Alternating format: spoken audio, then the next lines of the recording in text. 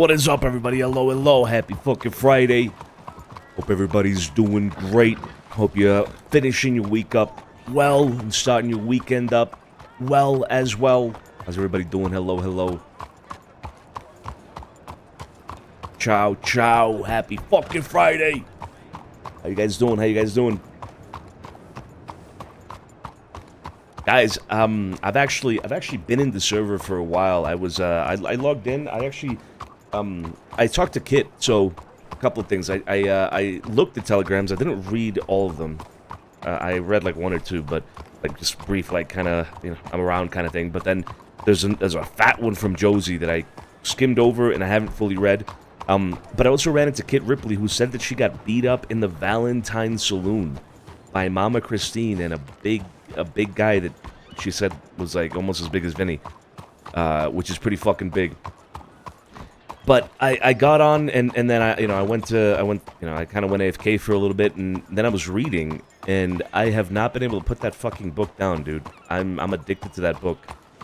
I mentioned it a little bit as well, I think a while ago now, but Children of Time, bro, what a fucking book, dude. What a fucking book. I'm obsessed. Like, I literally had to, like, tear myself away from it just now because it's just so good. It's so fucking good.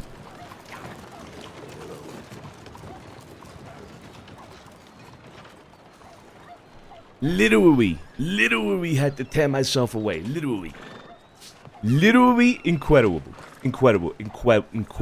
Fuck. So fucking good, man. But yeah, Kit got beat up. She needed stitches and shit, and I'm just like, dude, I'm gonna go read. Yeah, you'll get all of that post-event craziness. There's a couple events today, you say, yeah? Yeah. Well, there's a fight allegedly happening. I did hear about this fight, yeah. So we're gonna try to figure that out. Is the gallows got their poker after dark? Is the gorgeous girls?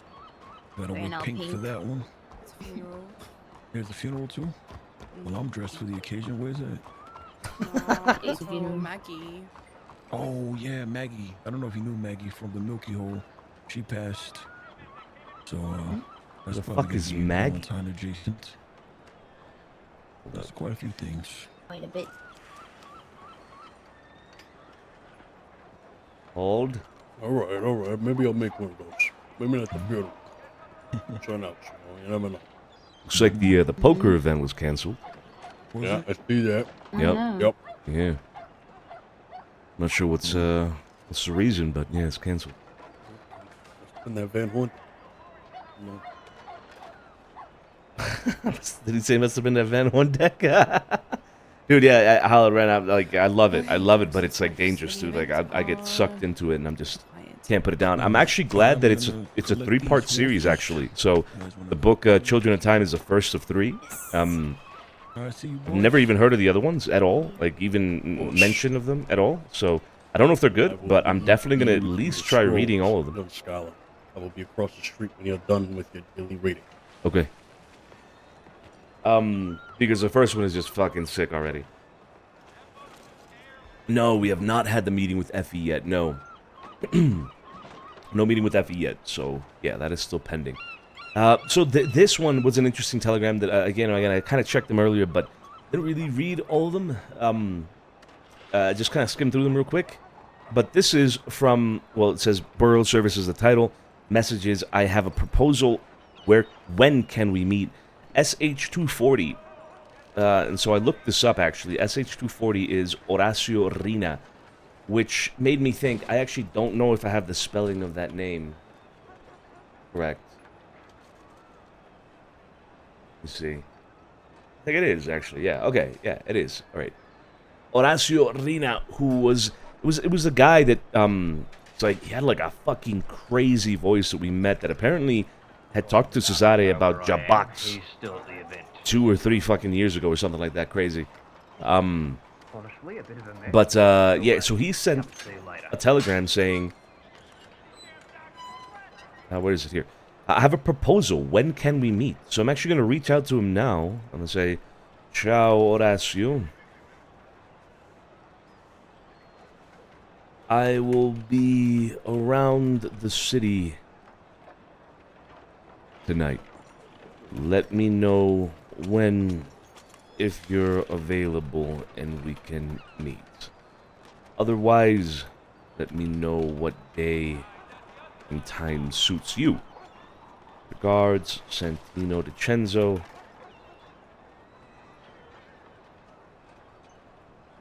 And then I'm just going to put this as funeral services. There we go, funeral services, child. Okay, perfect. We'll send that. Alright, so that was one. The other one was the poker tournament or the poker game rather, was canceled by Josie and Vinny. I don't know why exactly. Wicker Gang update. This one was big. This one was fucking big. Literally a scroll down telegram. I have to unscroll it like a fucking ancient scroll of wisdom. And I love it because it's so full of really good information. Quick points. Wicker Gang now residing full-time in Van Horn. This was from Josie, right? Yeah, it's from Josie. No. Full-time in Van Horn. They plan to establish long-term business there. Chet, the leader, will be released from Sisika within the next 48 hours. Abraham, Pockets, and Bud like to work in the Ansberg mines. I don't think we've met Abraham. I'm not sure. I think we met Pockets and Bud. I think? I don't know. They sell... definitely Pockets. I'm not sure about Bud or Abraham. I actually don't know. They sell coal to Growler out west. Silly has a friendly relationship with Benny from Bully Street. The Wickers want a sit-down with the DiCenzos. Ooh, that is an interesting point. That is an interesting point. Very interesting. They're waiting for us to make a move. If we do, they will retaliate. Okay? They intend on fighting cleaner than they used to, attacking family only, not friends, etc. Oh, Silly's shit. telegram. Sonny, did you get a telegram from Kit? No, but I ran into her earlier. She was hurt. She needed help with stitches, I think. Yeah, is she, you know she's still around? Oh, I don't know. That must have been over an hour ago. I kind of, Shit. I had to lay my head for a little bit. Yeah, I don't know. I just woke up, so... Alright, well, I said something, but alright. Thank you, though. I'll let her know that you're around if I see you. Yeah. Right. Okay. Hey there. So, hey, let me sir. actually... Hey, Ben. Let me actually write this down, because You seen Kit yet? not since you and I spoke, or since we spoke earlier, no. Why? Well, she's been treated. Okay, good, good. The Flo was Well- literally right here just now asking me about it. Yeah, I know. She wasn't there though. It was one of the Carvanical brothers. The who? Not professional. Very amateur. So I would probably Okay. still get seen by an actual doctor. Do you know where she is now? Is she around? Last I know, Dean took her to the stables so she could get her horse. How long ago? I'd say closer to an hour. Okay, okay. Alright, so more or less around the time we spoke. Okay, that's good. Good that you got to help. I appreciate that. I'll look into it. It's no problem. Bad, I appreciate you. Alright, thank you. Likewise. Okay, so a lot of really interesting information. This one is interesting. I mean, they want to sit down. Okay, we can talk. I got no problem. I love it. Let's fucking talk. They're waiting for us to make a move. If we do, they will retaliate. Okay, okay. They intend on fighting cleaner than they used to, attacking family only, not friends, etc. This kind of makes it sound like we fought them before, but I don't think we've never fought them at all, aside from the whole Sisika thing. Yeah, okay. Let me see. Vinny and I were in the mines early this morning around 6 a.m. Eastern. We were approached by a man that I thought I knew as Cody Johnson. Cody Johnson was a man Max and I had met in Ansbrook a few days back. We hired him to do some coal work for us. Anyway, Cody what's up and says, "Hi, Josie." I respond, "Hey, my friend, you got some coal ready for us?" And he goes into a dialogue about how he lied to Max and I. His real name is Silly of the Wicker Gang. Oh! So I think this was confirmed. So the other this is confirmation of what we were thinking, because the other day they told us about a guy, I think it was Cody, with like, you know, shoulder length blonde hair, etc. So I think it was Silly. It was Silly then. And then we saw that was the day that we kind of woke up and the guy was chasing us, or rather shadowing us in Santini. It's probably Silly. Probably all Silly. He started asking if Vinny and I were DiCenzo as we played dumb for a bit, prying information out of Silly, pickaxe in hand. Max joined us soon after. Silly told us that Wickers and DiCenzos had a scuffle in Sisica. He also mentioned that the Wickers are now waiting for a move from the DiCenzos. He stated that Chet will be out of Sisica later today or tomorrow. Chet is apparently the leader. Other names he mentioned were Abraham, Pockets, but he stated that if the DiCenzos were to hit them, they would retaliate with war implied. He told us that the Wicker Gang has taken over Van Horn and will be starting up businesses out of there. He also said that they're changing the way they do things, that previously they would pick up anyone associated with an enemy, but that now they will go straight to the source, and only the source. In this case, the family, should we start it. He said the Wickers recently got out of a very messy conflict with Thieves Landing, and they don't want to repeat that style of conflict. He mentioned seeing Santino and Santini, but when Silly... He mentioned seeing Santino and Santini... Dude, it was him! I'm telling you! But when Silly turned to talk to him, Santino walked down an alley, and that was... Dude! Oh my god! Bro, it was fucking Silly. He made a comment that... that told him what he needed to know about Santino. He didn't say anything to us, though. I didn't hear him say anything.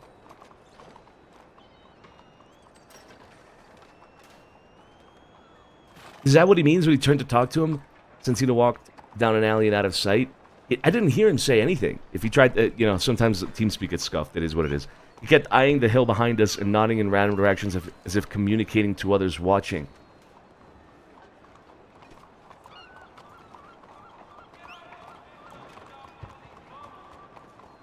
Dude, it was fucking silly. It was fucking silly. Insane, insane. Anyway, he stated that the Wicked Gang wants to sit down within the next day or two to discuss how this will proceed, either being left in prison or war. He asked that we get him in touch with whoever we can to make this happen. A fight between locals and some coal miners broke out near the end of the conversation, which gave us a short opportunity to break from the conversation. Max, Vinny, and I had a sidebar. We decided in the moment, with this information obtained, to keep our weapons holstered and bring this information and the request for a sit-down back to you instead. This decision was based on several factors. Violent and nosy Ironsburg locals getting themselves involved, unknown number of enemies surrounded us from the hilltops, limited ammo to being here on a mining trip, the topic of a sit-down or a war being based on our decision to act or not.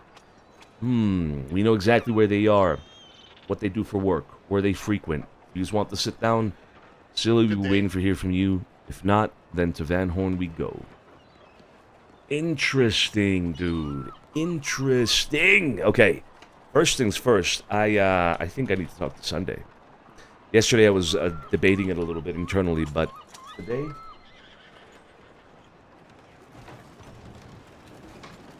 Where did Tinta go? Hold on. Oh, dude, there she is. Today I think, at this point, I think we need to speak to Sunday. Ciao, Sunday. I'd like to, speak... Okay, I can't... I'd like to speak to you at your earliest convenience. Let me know when, if you're available today. If not, let's arrange a meeting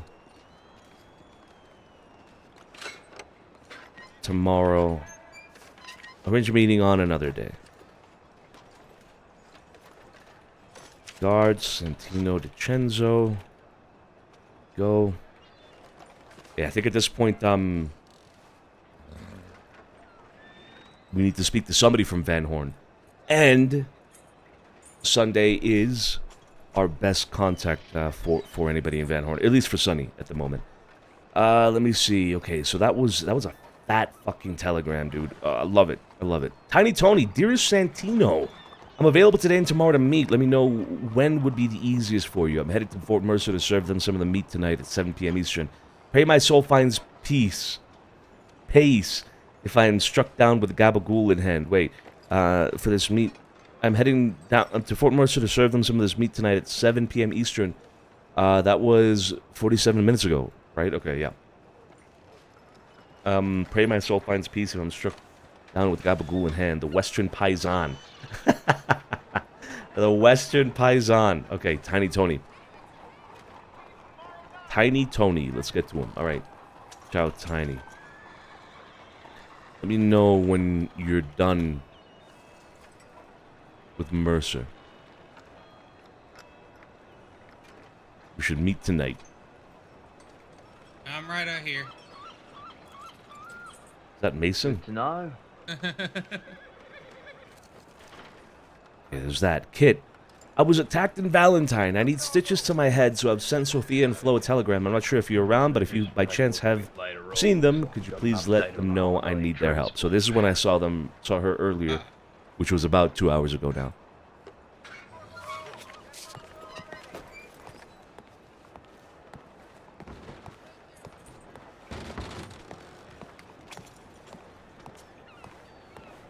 Hey. Hey. What did you say earlier? Did you say you needed to talk to me about something? No. I said I'll be across the street when you're done reading the scrolls. That's what I said. Right. Did you get information from Josie about the Wicked Gang? I did. Okay. I got a whole scroll. Me too. That was one of the ones I was reading just now. That was quite a bit. Right. You know if anybody else is around? No, just you and I. As I'm aware of. All right, get your horse. Let's get out of here. Come on. Okay.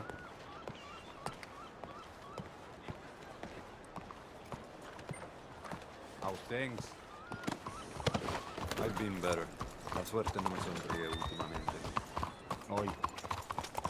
Well, what do you think of the information Josie sent? What do I think? Yep. They hung that fella who stole a bag of flour from the general store. Buying time. Get that leader out. So they can launch a full-scale fucking attack on us. Before we preemptively do it ourselves. Could be. I hadn't thought of it. Somebody who tried to kill us in prison, then be like, you want to leave that shit in there, or you want to fight it out here? And if not, we'll fight it out for as long as we have. Pointless from there. I wish things was different, but hey. Yeah. Could be them trying to buy time. However, I mean, they don't need a lot of time. Apparently, this Chet guy is going to be released today or tomorrow. It's not a lot of time to be buying, you know. Yeah. What do you want to do?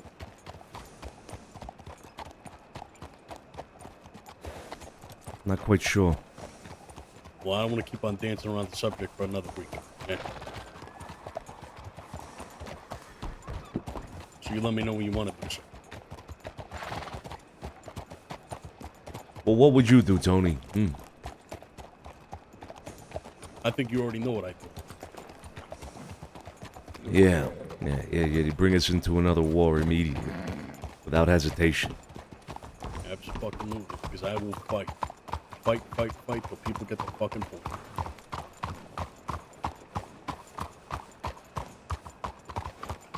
Yeah, I know. So would all of us. Really? Don't feel like that. Well, you don't think so? Nah, I can feel it from all of you. You're tired. You want to fight. Well, it is exhausting. Not to me. I live for the shit. Let's go to the manor.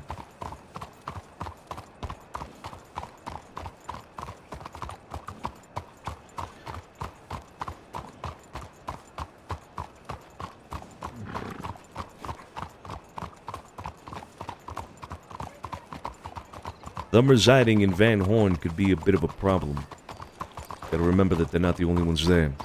I sent Sunday a telegram. I want to know more about what the current situation in Van Horn is. Now, in that telegram, Josie said that the Wicker Gang was claiming control of Van Horn. Saw that part, right? Yep. Very interesting thing to say, huh? A very interesting thing to claim. Control over Van Horn.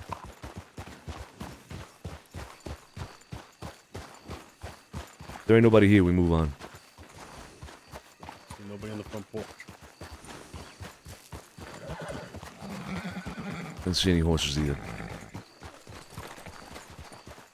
You spoken to anybody else today at all? Nope. Oh. Just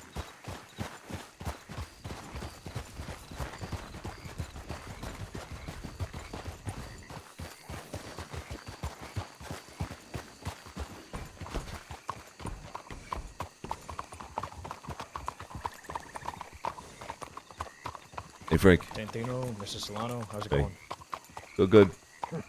Hey, guess who we just chased down? Who? You know that Tiki Rafa guy? yeah. That dog? Hates all paisans? Yeah. Yeah, we chased him all the way out towards fucking Van Horn. But, you know, obviously he's a dog, so he ducked into a bush and we fucking lost him. What, was he doing but something he's- stupid? Did anybody get hurt? Nobody got hurt, no. We wanted to obviously talk to him and teach him the error of his fucking ways that, you know, he's been doing for God knows how long. And, yeah, I ran after him, Dean ran after him, we fucking chased him, and then he got on horseback and ran off. And, I didn't have a horse, so I cut off, and Dean still chased after him. Okay. All But right. yeah, he's around, so if that's something that's interesting to you, keep your eyes peeled for, you know, a dog on two legs. Yeah, absolutely. I mean, we've been trying to fucking find this guy, or whatever, for the longest time now, for saying shit like he's gonna kill all Italians or whatever he Right. said. Right. Yeah. Okay. Thanks for the heads up. We'll keep an eye out. absolutely. Was But that kid that I we, saw with you just now? Yeah. Flo's in house. Yeah. We fixed up. You know, Dean knows how to run a stitch. He's fixed up, you know, myself many a times. Not professional by any means, but she stopped bleeding. Good. So Flo's gonna take an actual look at her. If you just want to come in and check in on her, you're more than welcome to. You don't need an invitation. Nah, not right now. I need to talk to Tony here about a few things, but we might swing by here in a little bit. Got you. Okay. Matter. All right. Appreciate the heads up, Frank. Take care. Absolutely. You guys be safe out there. Yeah, you too. Take care. Have strep throat and COVID both at the same time. Jesus. Sounds terrible, dude. I hope you feel better soon, man. That sounds like a terrible mix.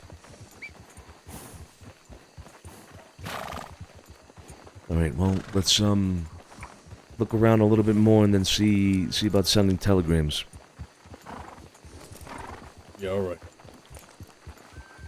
There's a fight night happening tonight. You know what time it is? No, I'd presume in the next hour or so. Ah, fuck. Should have asked Frank just now. That's fine.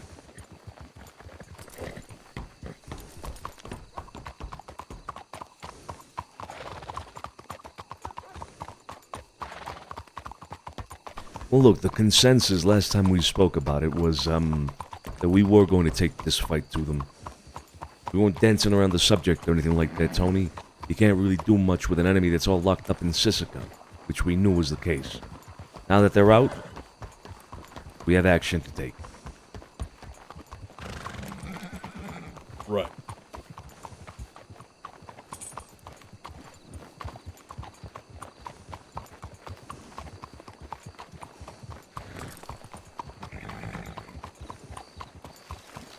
Like I said, you know my opinion on the subject. I'm not going to stay any further because you want to hear about it. That's the direction I'd want to go on this sort of thing, but I will follow your beat and your drum.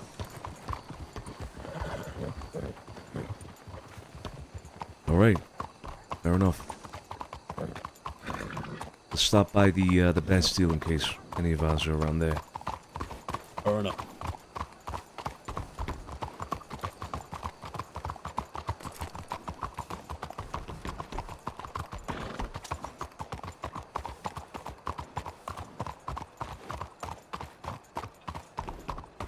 There's no horses. Let's go to telegrams.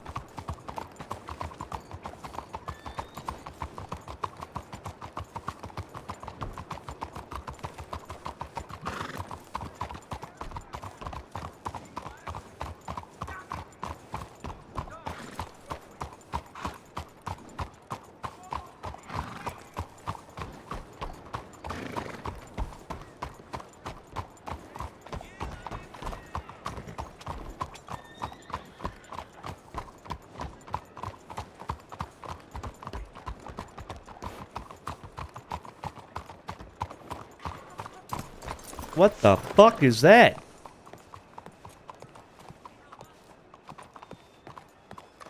Say we'll make our way there, but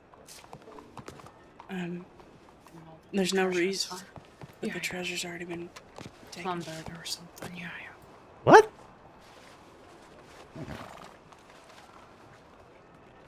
I'm a treasure?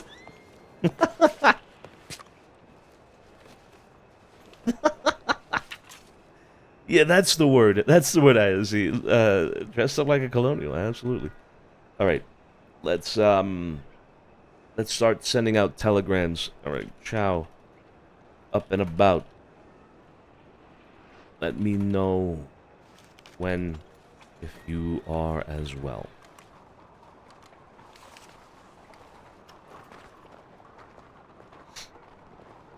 All right, that is to. Oops.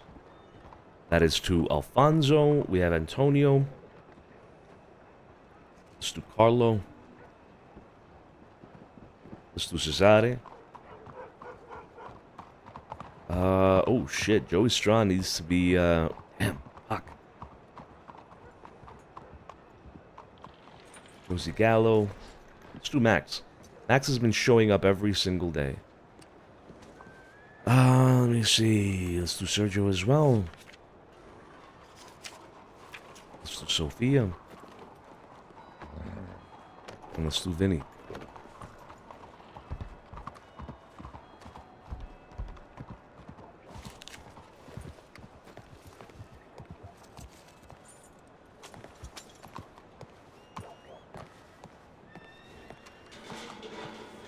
Alright, I sent the telegram to everybody.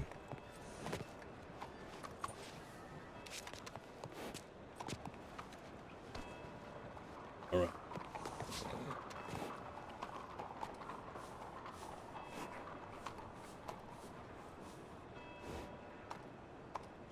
What is lean post right?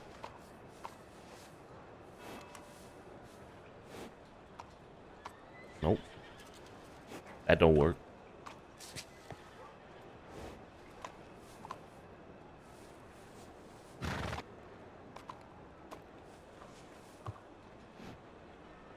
I've been meaning to ask, but I don't, I know you're not the kind of guy to really talk about shit like that, but this whole thing with Stronzetto and Palladini.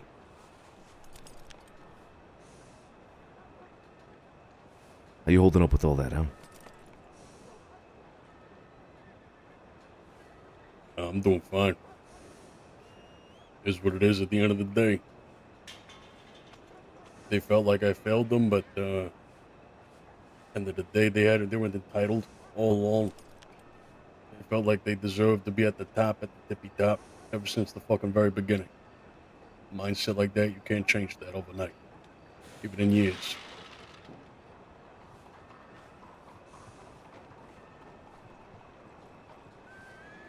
Did the best I could. We all did. Sometimes you can't teach an old dog new tricks, you know? Gotta just put them down.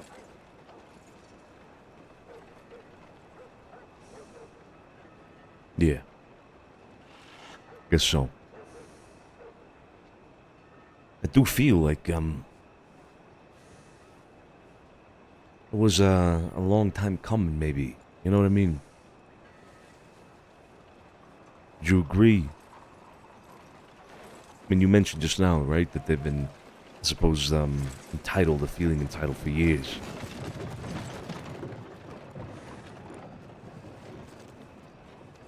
So would you say it's true? A long time coming for them? I would say at least for Palladini, it seems so.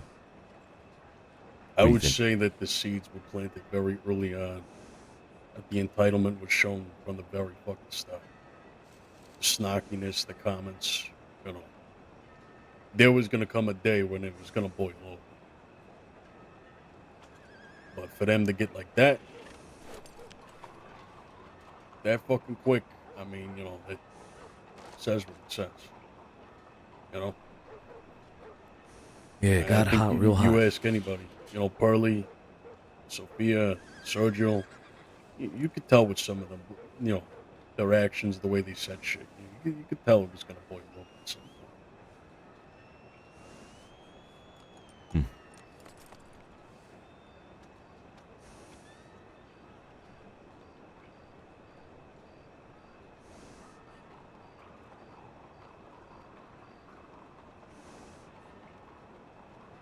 Do you think we failed them in any way, Tony? I'm not even talking about you specifically. I'm talking about us. Family. Think we failed them in any way?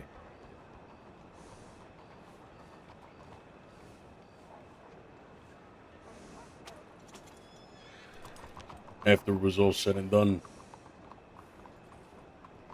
maybe. I felt it. But the more you think about it, they failed themselves.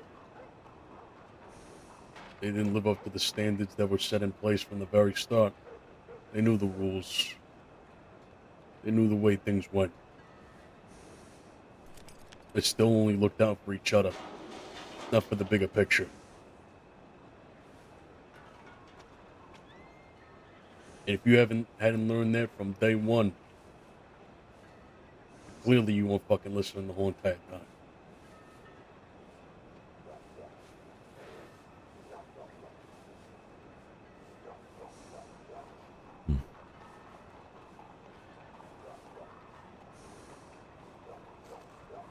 If I failed them, look how Joe turned out. Sammy. Doug. Fucking Scapo. Alfonso.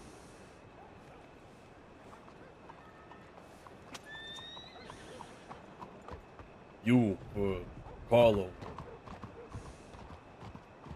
know, others, maybe. Self included. Nah. It's early.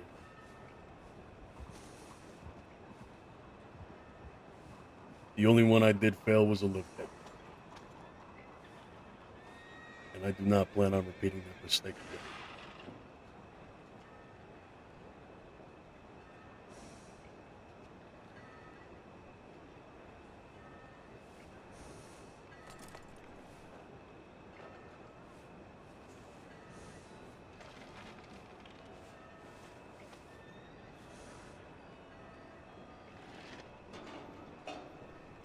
All right.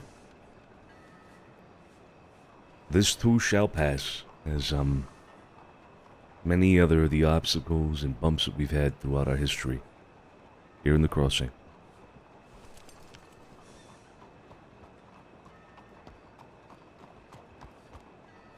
That's just a real fucking shame. Thought Palladini was shaping up.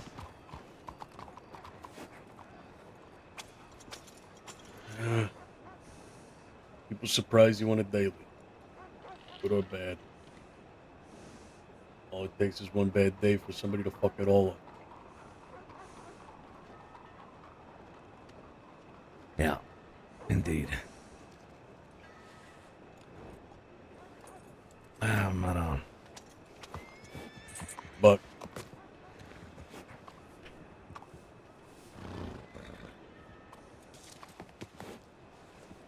should talk about Joe. Smith. Bucci. Joe Bucci. You spoken to him? I have. I had a one-on-one with him last night. All right. Well, let's get off. Let's get off this street. Come on. Go back to the dock.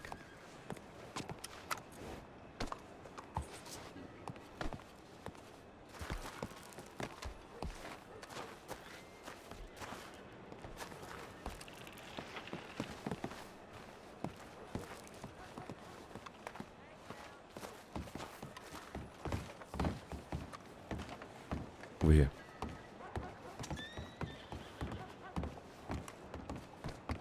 I don't think he knows what happened to Kid. Tucking right over here.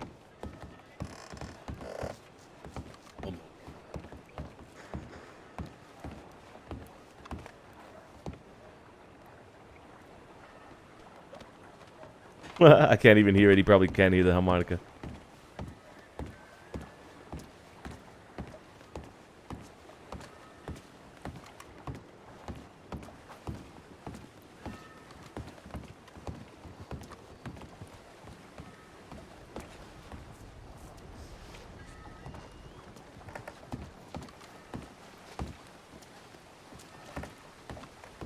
Had a one-on-one with Joe last night. He's I could definitely tell that his attitude in the city's kind of changed again. Place where he usually gets inside his own head. Sometimes just got to talk it out with him. Feels like a black sheep at times, not being able to hang around us and things like that. But like I said, I talked him down.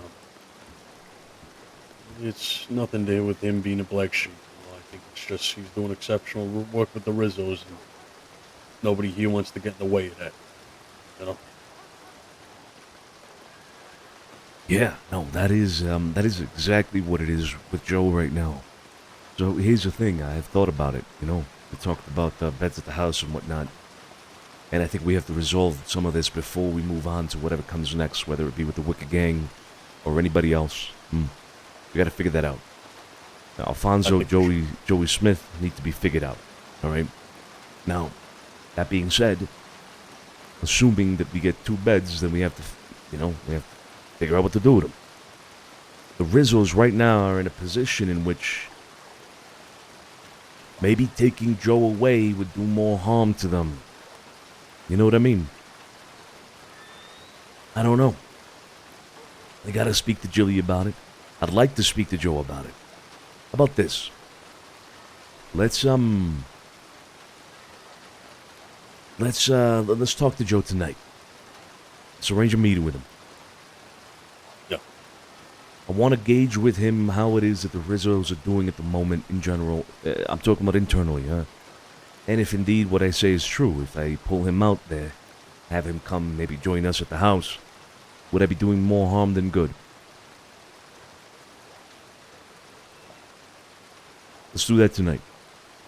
Or did he mention anything like that at all? Did he mention anything about him being a key part of anything or anything like that with the Rizzos?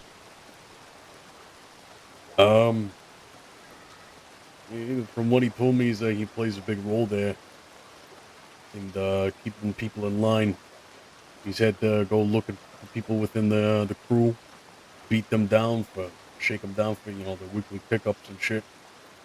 Had to take them out to a couple islands to threaten them, get the fucking line. And seems like he's becoming a real powerhouse over there. Got a big role, but at the same time, it's always he's miserable when he's not with us. He makes it very well known. Yeah. Yes, indeed. He does that thing where it eats at him, and then he gets in a crappy attitude about everything.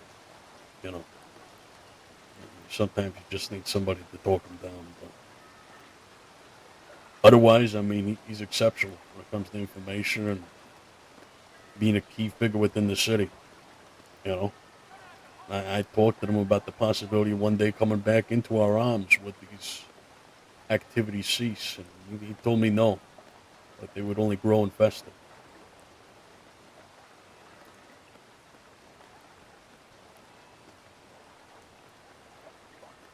Okay. All right. You think we should have the talk then? Yeah. I know how he is. He's really, he doesn't like the idea of making things a big deal, right? Having to have a meeting to this caliber. So if anything, we want to have a talk with him, let's just make it something small, nothing too grand. Sure. Hell, maybe just you, me, and him. Maybe he's around now. Well, the Rizzos are around. Maybe he's up and about. He is around. Yeah. Oh, well, let's fucking talk to him now then. You know where he is? Yeah, he's with the Rizzos right now, having some conversations. Yeah, probably over at the house. We can stop by and see what's going on. It might be a little too direct. I'll send him a telegram.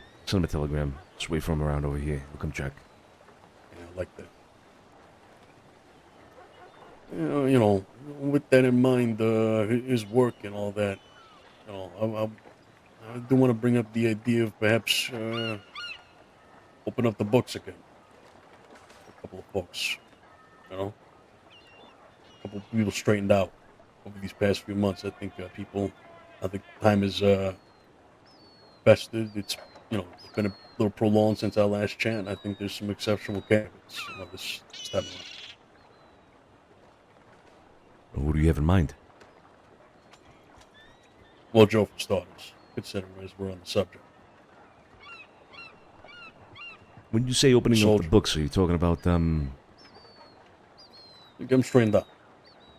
Tell them to straighten them out. Joe. Yeah. Oof. Okay. Joe Butch. Yeah, go ahead. Exceptional information between the opium shit, especially us going at Fort Mercer, handling shit with other crews within the city, keeping the peace there. You know?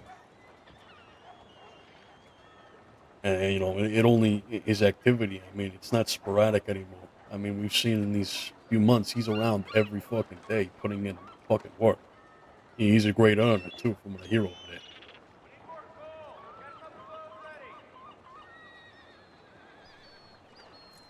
You think he's got, the leadership that we would ask? He's been keeping them boys in check over at the Rizzos. Furthermore, I think he was keeping things smooth on over with Victory Street before that ship crumbled. Yeah, I think he has the capabilities. They're there.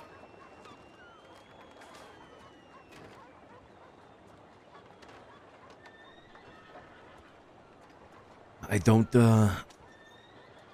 think I could necessarily disagree with you. So, that is a good sign for Joe. Okay. Who else?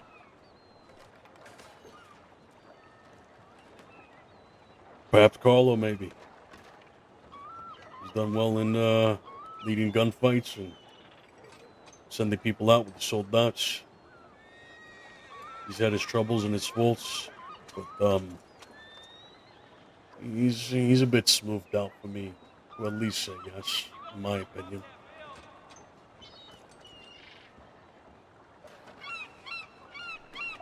I think Carlo has more than earned it at this point. You see, that is a topic we've been dancing around and fucking around with for too long now. Carlo has earned his button. In my eyes, and I hope in the eyes of everybody else now as well. However, there was a point that we had made last time we brought it up. A conversation between him and Sophia. I don't know if that's happened yet. Do you know? Nah, I got no idea. You gotta talk to Sophia about that.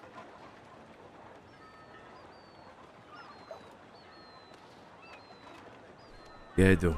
Okay. Did I just take out my gun? Aside from them Good to two. know how you feel about him, though. Good to know.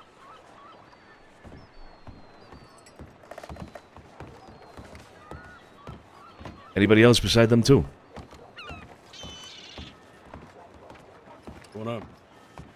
Anybody else beside them two?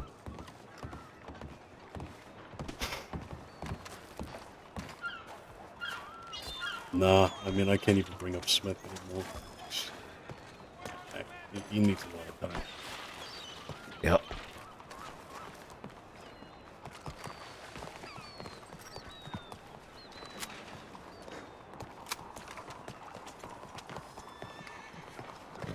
Is that Kit? I think that is Kit.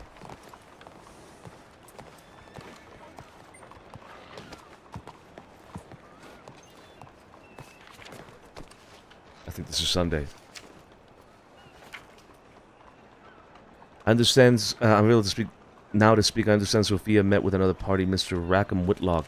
Would he benefit from being present at this meeting? I can come by your residence if that is convenient. Hey, Sunday. Unfortunately, I don't think Sophia is currently around. Sure. I was just saying, they met, so... Yeah, so I don't know the nature of that conversation, unfortunately, is what I need to say. Yeah. Well, I believe they spoke about the, well, I'm sure we can talk about it if you'd like to do that now. Yeah. Well, let's go to the house then. Okay.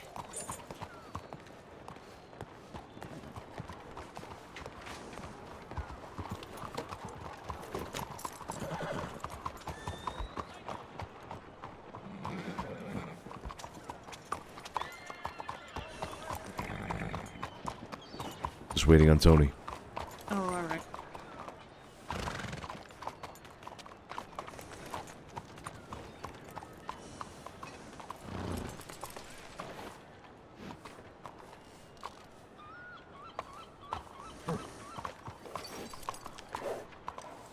Did you lose much last night? What do you mean? Oh, in the with the mint? Actually, no, I won. Really? Yeah, the last race I won on a 4-1, I think. Jesus, It was a 41. Congratulations. Wasn't bad, thanks. Yeah. Contrary to public or I guess common opinion, gambling can pay. Not that it always does, but it most definitely can. I suppose if you know how to do it correctly. Yep. Which I have no idea how to do, so it was definitely luck. It was pure luck. I'm Pure sure luck. that's the case. I mean, I got the horse's name wrong. I called it Thundercock. Anyway, let's get to the man. Come on.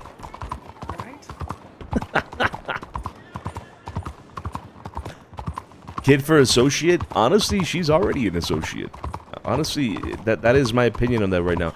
Kid is already an associate. Now, whether or not a soldat would even be a possibility for her, I don't know. I can't really say. I guess we'll see. Nothing about it. Come on, front, right?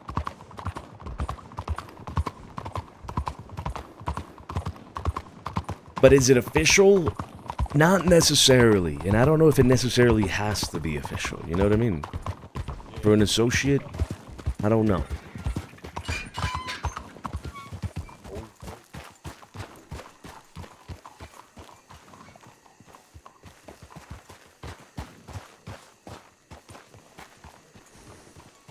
She is farther along than many would have thought about. Yeah, I do agree with that, Flamin. I do agree with that, and I also do agree that she has a long way to go still for something like the title of a soldat. No doubt, no doubt.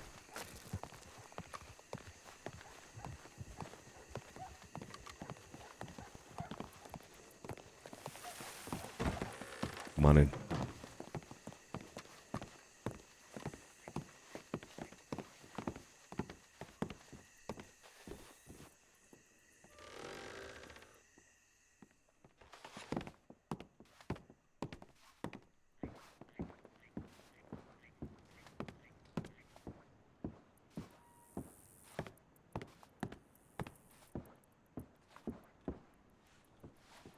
Let me pull the sleeves down on this.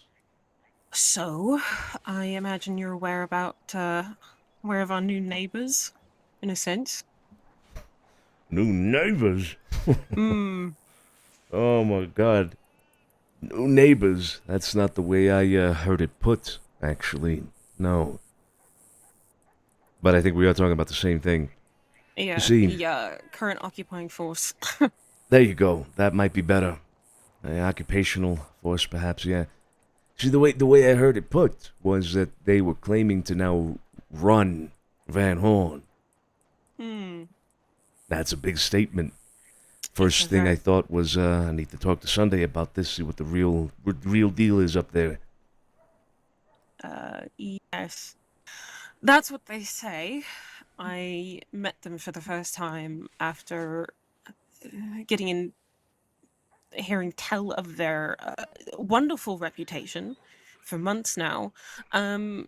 Yes, they are laying claim to town. I had a long conversation with, I believe, their second in command, Willie Teach, and invited them to be a part of the community to their faces, which they were sort of dubious of, as you can imagine.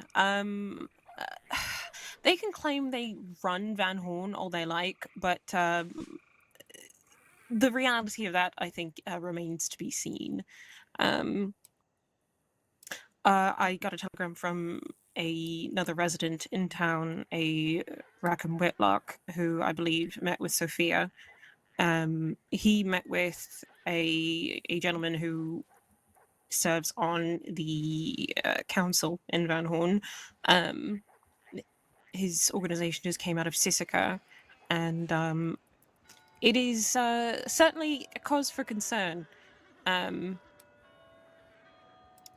We expected to get violent, and don't really expect them to stay. I imagine they're there because they felt as though it would be prudent to be nearby. I understand that they've been having problems with you all. And are looking for a quote seat of power, as usually people do when they try to lay claim to Van Horn. So, I am sort of. It's really only been a few days that I've been around them. I'm not terribly happy, but I suppose we all had to meet and decide how exactly we're going to be extracting them from town. Yeah, I know they've been having problems with people from Thieves. Thieves have the people in Thieves have their own problems at the moment, though, and I am sorely without the usual numbers that I count on. So, Right. we've been sort of on the back foot. I do have to speak to Colt still. Mr. Whitlock did, and the three of us are going to be meeting soon about what exactly we're going to do about it. They asked me not to say anything to you all about their presence, but I believe the first night that I saw them in town, they chased some of yours with their guns out to the edge of town and announced themselves. So I don't really know what their plans are in terms of trying to be discreet about their presence. But they they did threaten me about telling other people about their presence in Van Horn. So we'll see what happens with that. I don't know. It makes no fucking sense. They at this No. point they have announced it quite obviously. We have gone from suspecting to confirming it in literally 24 hours. And this is not something, anybody else has told us. We have confirmed it ourselves. So, they don't seem to be doing a good job hiding it, if that was their intention. Well, no, I doubt it. And I understand they have been putting pressure on individuals in Blackwater to keep tabs on you as well. So between being very loud about that and being very loud about being in Van Horn, I am not surprised that you found out. Yup. Indeed. So, to revisit a point that you made, sorry, unless you have more to add. No, go ahead. I was going to change the subject or ask you a question. You said you expected this to get violent. Yes. Okay. They made it very clear that they well, they sort of started conversations with just blatantly threatening me.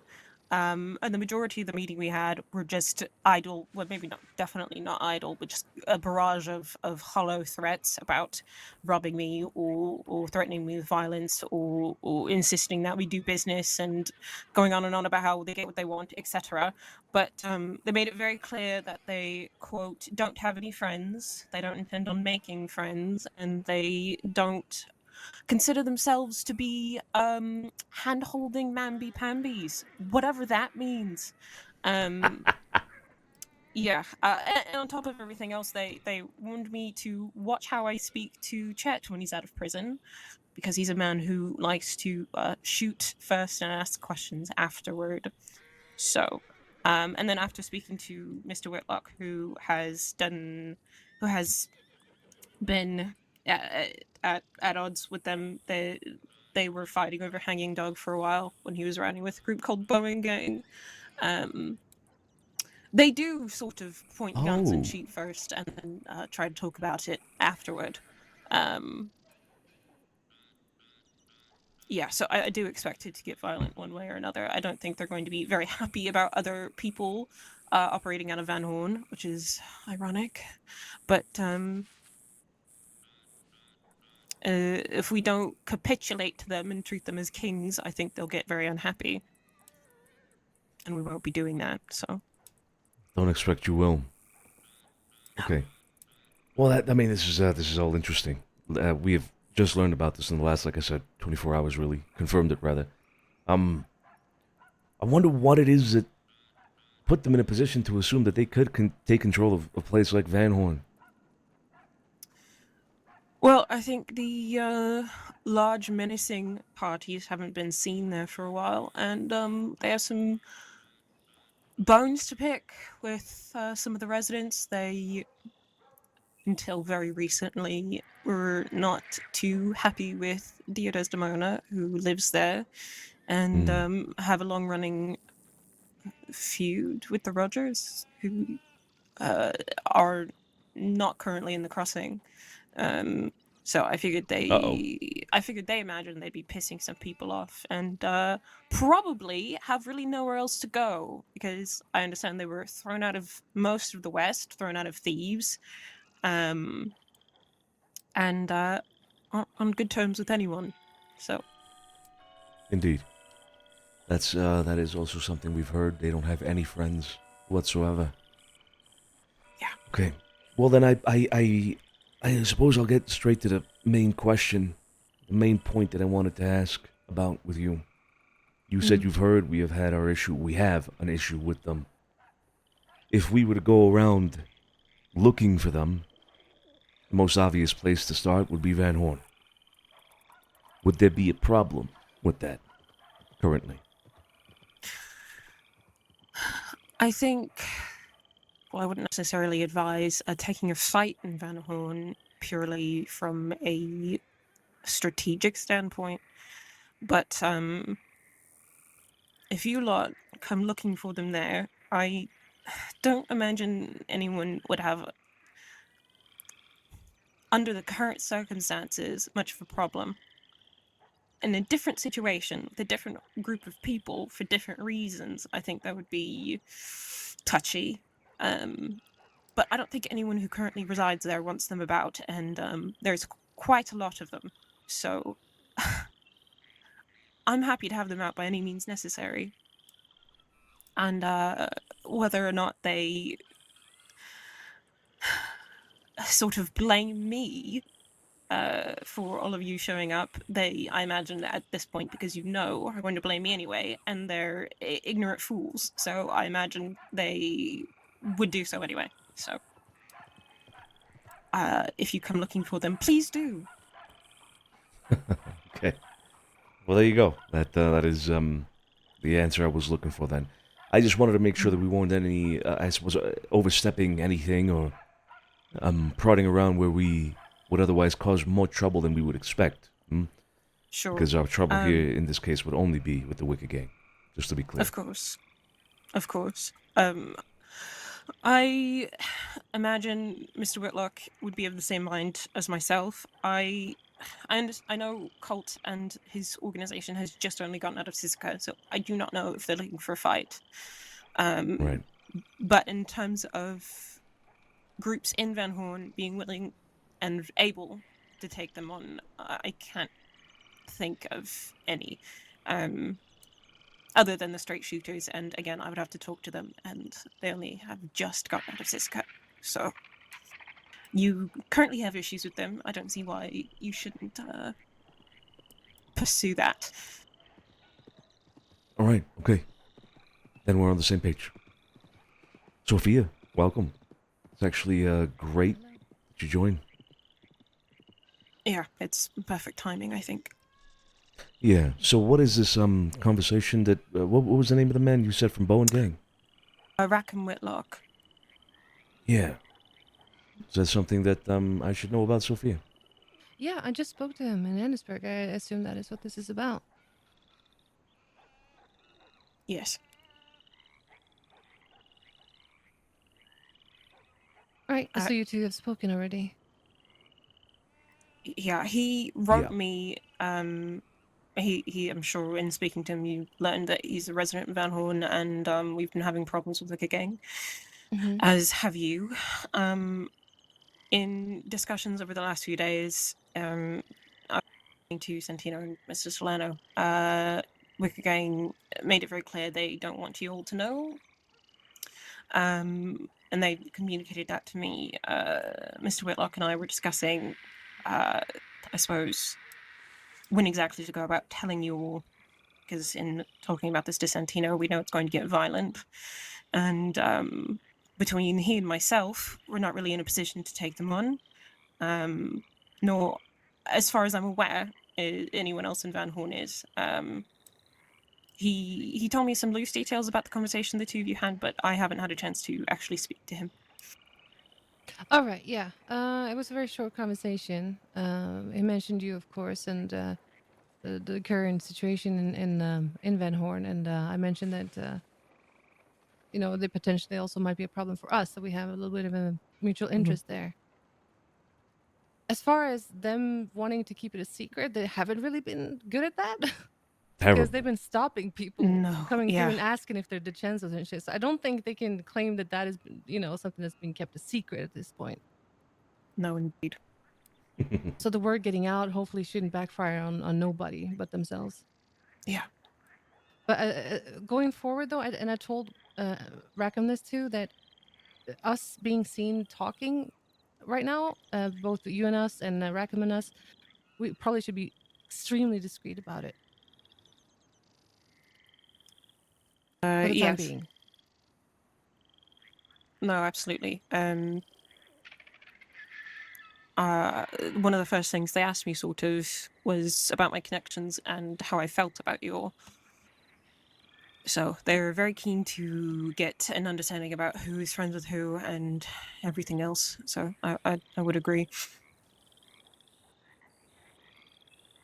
Yeah. I suppose we don't really know how this whole situation is gonna unfold. If you know anything about the Wicker Gang, they're a very chaotic group, and they are deputy killers. And I presume they're going to get themselves in a lot of shit.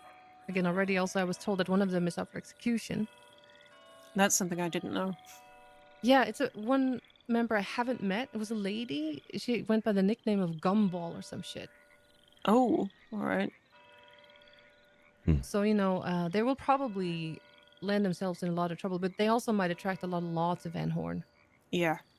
Yeah, I explained to them how so far everyone has agreed to engage with the law. They weren't terribly happy about hearing any of that, so I've been expecting things to get very chaotic very soon. So I was mentioning also the other than one group that's just only gotten out of Sisika, I'm effectively down to myself at the moment. For us Contra, everyone is traveling at the moment, and we are still very small. Mr. Whitlock runs an organization that's, I think, 4, and I think they have 8 or so, probably more, probably 10. So we've, in the discussions he and I have been sort of trying to figure out how exactly we can remove them without engaging them directly. So it's fortuitous we're speaking. Right. I mean, on that point, we have no intention, no really to say that we're not capable, but it wouldn't be our place, rather, to remove anybody from Van Horn. No, that is not something that we would seek to, I don't know, make an objective of ours, just to be clear, right? No, of course. I suppose I mean causing them enough problems that they might turn their attentions elsewhere. That is something that we, well, will most likely intend to do at some point, yeah, absolutely. But removal entirely, that is, again, not our place. We don't operate out of Van Horn. We have no stake in Van Horn. Nothing, aside from, honestly, I suppose our relationship with you here, Sunday, and the cordiality that we've established. We have no stake in Van Horn. Of course. It was, I suppose I misspoke. It was never my intention to ask. Okay. What about Colt and the straight shooters? They have, as far as I know, like at least a full posse. Yes. I still need to speak with him. I know he's just only gotten out of Sisika, so I don't know what his plans and intentions are. but I do plan to speak with him. I understand Mr. Whitlock has spoken with him as well. There are independent plans of ours that I think will be put in motion in regard to that. So there's no expectation that you all would remove them. I suppose that is my end goal, so that's why I mentioned it. Of course, yeah. Okay. Well, Sophia, I mean, I was just kind of gauging the temperature here a little bit here with Sunday with regards to the current happenings in Van Horn and making sure that she was aware, and she is very much well aware of what's going on with the Wicked Gang. I received a telegram overnight informing me of quite a few things that we do need to discuss internally, Sophia. So, Yeah, I think I received the same one. yeah, pretty sure you did. So let's discuss that and figure out how to move forward with this. Sunday, then, I think we're on the same page. Yes. Bene. If there's anything we can do to aid each other, aside from, of course, any direct action, do let me know. I'll do the same with you. Any information that's pertinent to this whole situation, I'll pass along. Absolutely. Thank you all for your time. Of course. Likewise. Good seeing you. Yeah, be safe. Yeah, you. I mean that with these guys. Yeah. No. Yeah. I think we both could use the sentiment. Yeah. Indeed.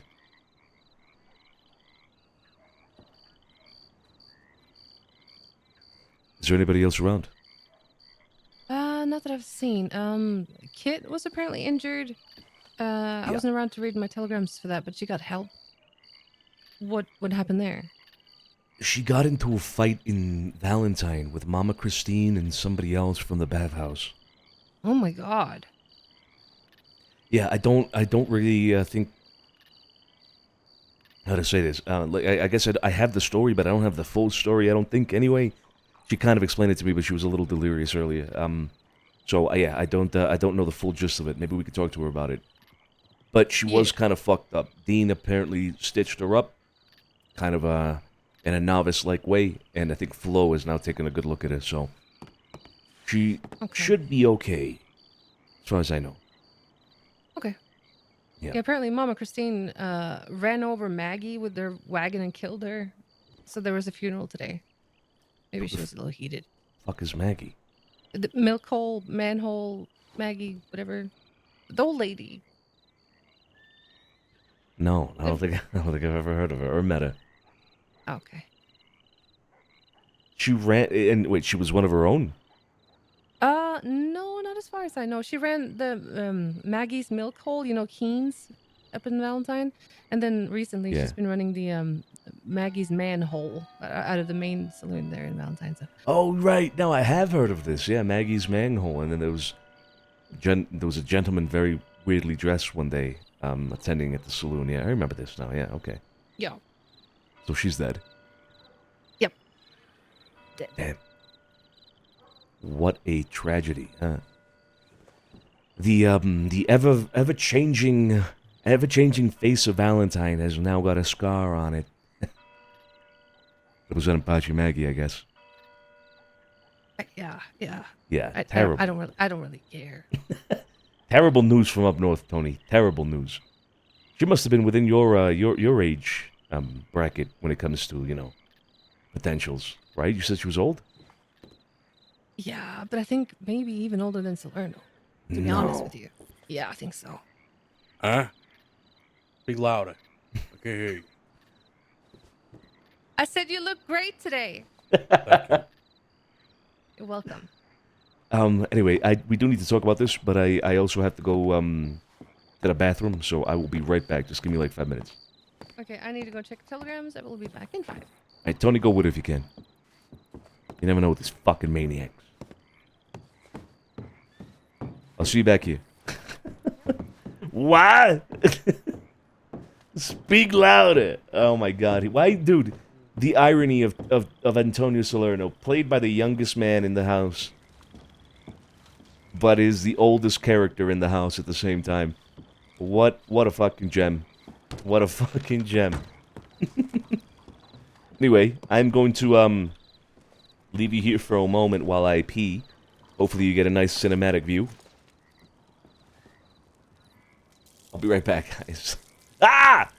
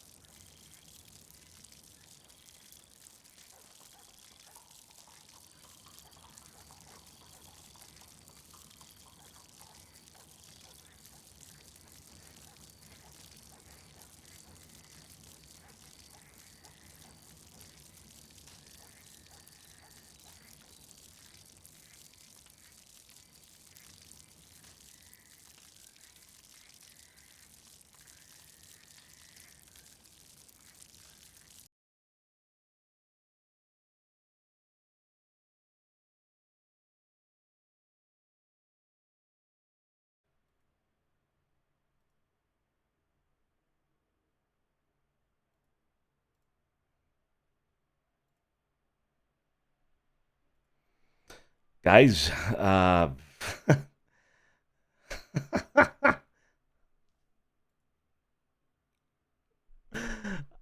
went to the bathroom and I come back and guess what happened? Guess what happened?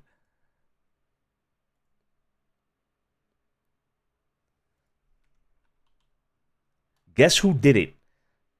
Is the better question. Guess who done it?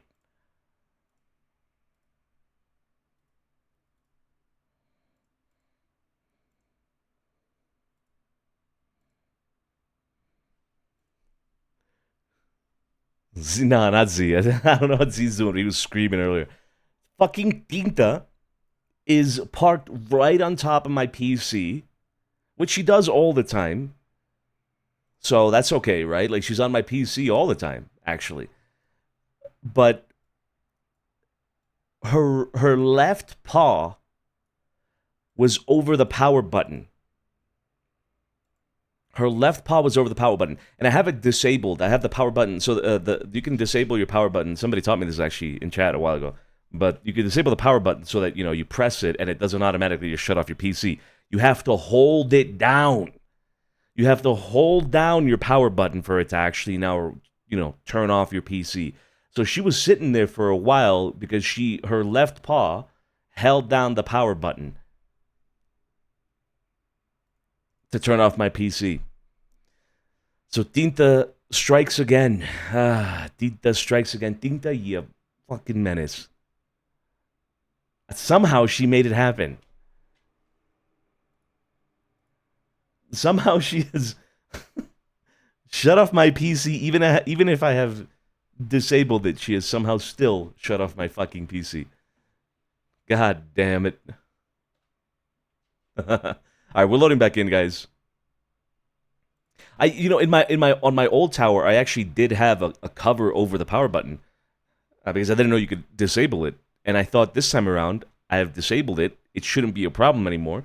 But she finds a way to, she finds a way somehow. And I came back into the room and she's just, she's just sitting there all pretty and innocent, like, meow, you know what I mean? Like, meow, like, hey, what's up, Croc? Like nothing had happened. And oh my God, she's so innocent and cute. Like you can't get mad at her, right? But how, Tinta? How? How did you do it? How? How did you know? Oh, dude, that was funny as shit. That was funny as shit to come back to. Oh, man. Anyway, we are loading back in there, guys. At least you didn't get a full, peeing cinematic. At least you didn't get that. Maybe she was sick of it. Maybe that's what it was. She was sick of the piss cam. Exactly, Piglets. Exactly. PC button is on the side and I have a dog who smacks it off all the time. That's actually crazy. Well, like with the tail or something, Swan? Is that it?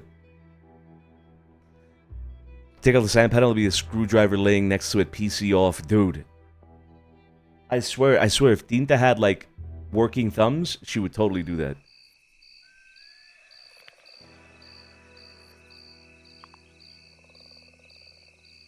She would absolutely do that.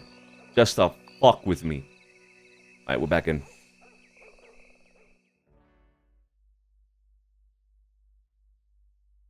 I don't, if my power button was on the side, I don't think she'd have a way of fucking with it, to be honest. Intentionally or not.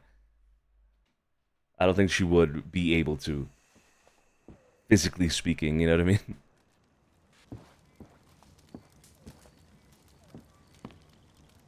It's kind of a bar. I think I know what you mean, Swan. I think one of my older towers as well had one on the side. It was like, it's like a bar, yeah.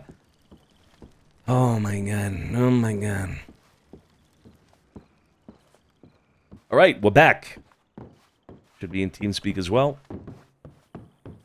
Let's see what we can get up to with this conversation. I honestly think this thing with the Wicked Gang is going to probably get heated, guys. I think it's probably going to get heated. Who knows? Who knows? But it's probably going to get heated. Benji, thank you so much for the resub. I appreciate you. My borough did go to war with Tommy Two Snakes for like 2 days. But that was about it. Just his son. They could.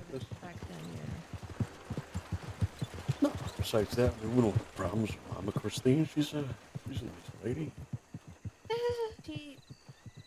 She literally put me over her shoulder and then took me to the porch outside the bathhouse and then threw me.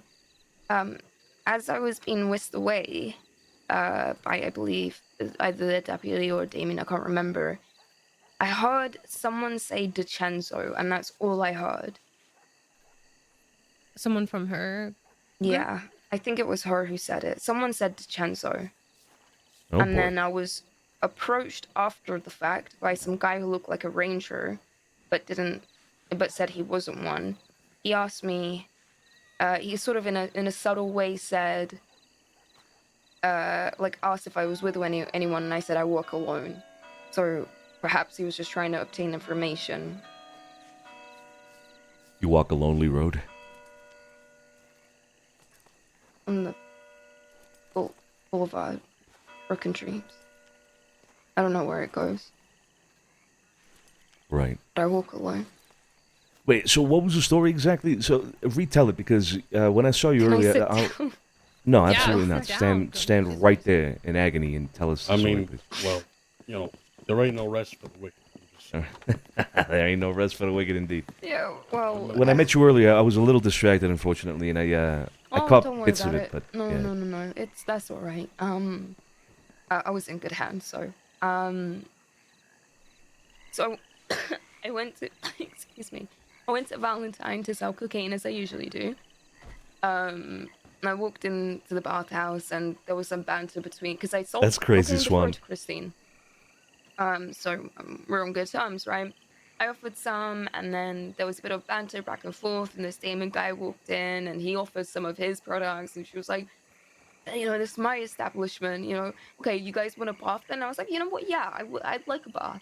So I selected the deluxe one, which was $25. It's nothing, right? So I went in there, they threw mustard on me, they started biting my toenails, pouring some oil on me, and I was like, I've had enough. I don't want this. And I got out, butt naked, they pulled guns, and then I got changed, and then they put their guns away, and then I don't know what led to this. I genuinely, I cannot remember. I think at one point, before I got out of the bath, as a way for them to, you know, let me out of the bath, I was like, I'm gonna write to the press about how awful this is, and then they started calling me a spy, and I was like, huh? So it was a bunch of banter at first, right? And then when I got out of the bath and got changed and stuff, Christine threw a punch. So of course, what do? I hit her back. But then this guy, who's our employee, I can't remember the name for the life of me, built like Vinny, bald guy. He starts hitting me too. These two I'm getting punched and kicked from behind. I'm getting punched and kicked from the front, and then he grabs me by my head and bashes me against the wall. My head against the wall. I think I lose consciousness for a little bit, and when I come to, you know, there's still some banter between Christine and I. And then she puts me over her shoulder. Damien tries to get me out of there, but then Christine's like, nah, I'm gonna deal with her. So I'm glad Damien was there, because now I find out after the fact that she's a psychopath who chops people into little pieces and tortures them. And then, when I was being taken away to the medical office, I heard her say DiCenzo. Jesus Christ. Fuck is this? Oh, it was a wagon that just went by. I saw it with a horse behind it.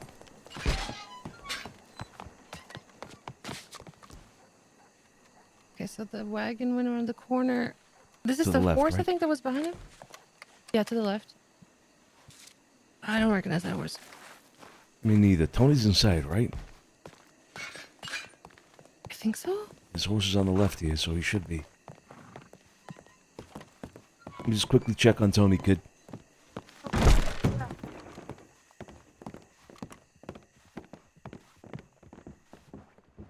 Tony.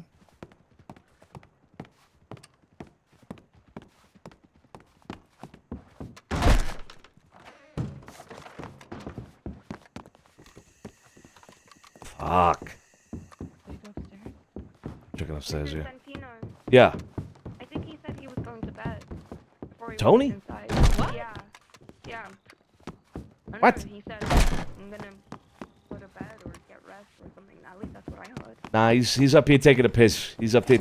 Sorry about that, Tony. He's up here taking a piss. He's fine. My bad.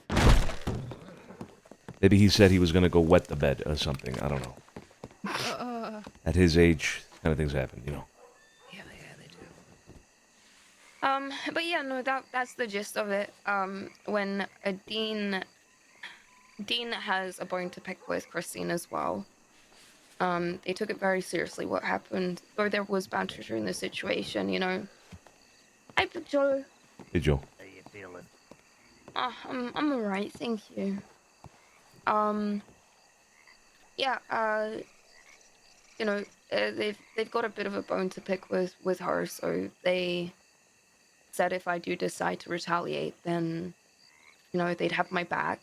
But at the same time, choosing and picking battles, right? I mean, if you can't rationalize psychopath behavior, you can't reason with it.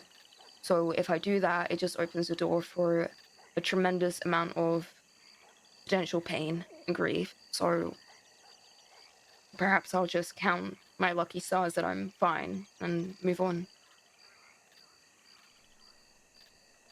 Yeah, I mean, Eleanor even almost went to war with Mama Christine. Well,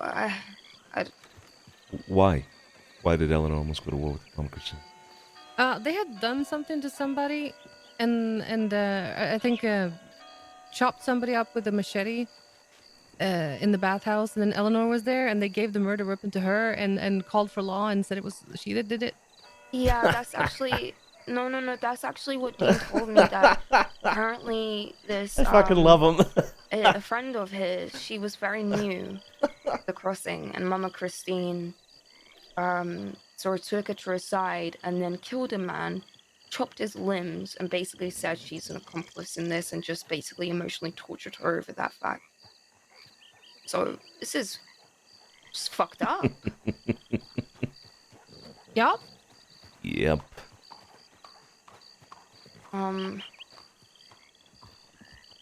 I don't know if it's a door worth opening, as much as I say that I don't want people walking all over me, you know?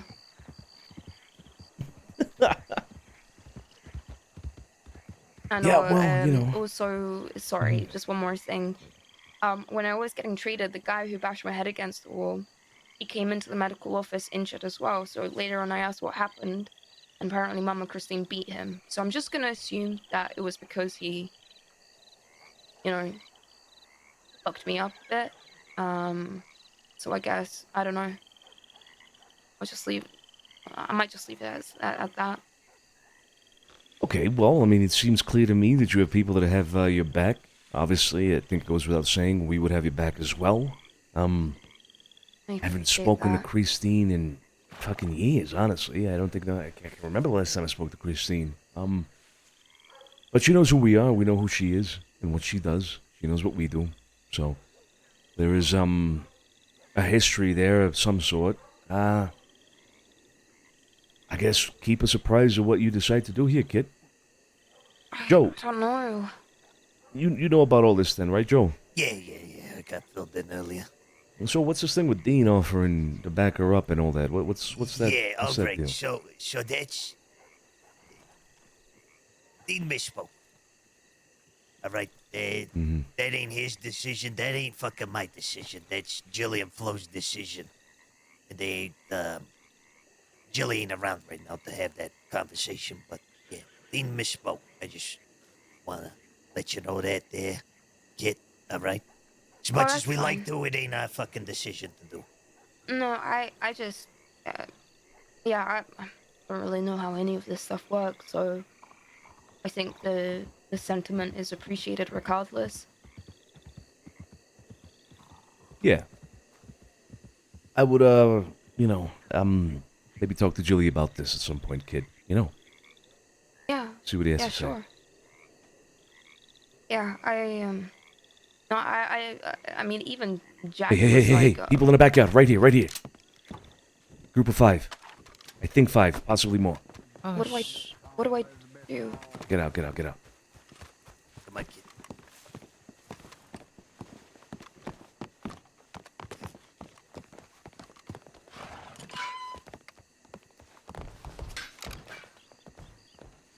Oh, shit. We ran in front of the Rizzo Manor to the right on Million Ave. Yep, I see there. I gotta go. Yeah, go. What the fuck was that? I kind of want to get up on the balcony. Yeah, let's get up on the balcony. They were in the backyard here? They came from the backyard and then jumped over the wall out of the house, Bounds. I'll stay inside. Yeah, stay inside.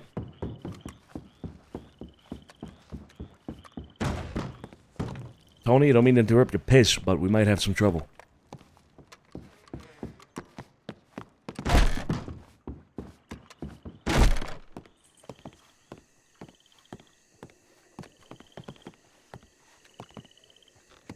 Did you get a look at any of them? I just saw one girl with blue shirt. And that's honestly the most distinctive feature because everybody else was wearing cowboy hats, brown or black clothing. I couldn't tell anything else. Oh, shit. Well, they apparently weren't coming for us then. They went up that way. Yeah. I'm going for the Rizzos either. Just one person.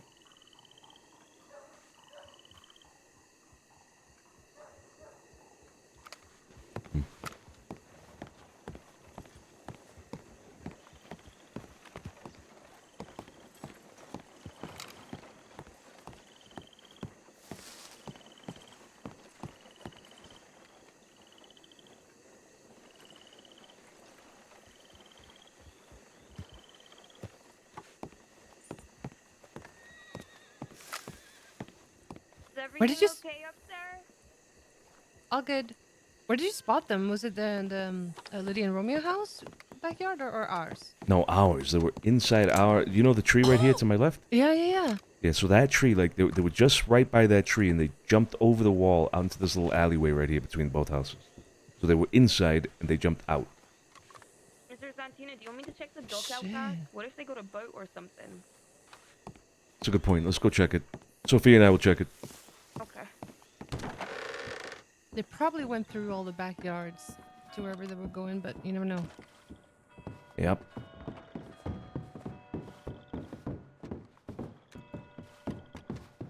Tony, we got a situation, perhaps. What's going on? Some fuckery afoot. Hey? Yeah, fuckery afoot. There was people in our backyard, jumped out of the house bounds of the wall. They jumped out over the wall, ran over by the Rizzo Manor and up Million Ave. Don't know who they were. 5 or 6 of them, I think.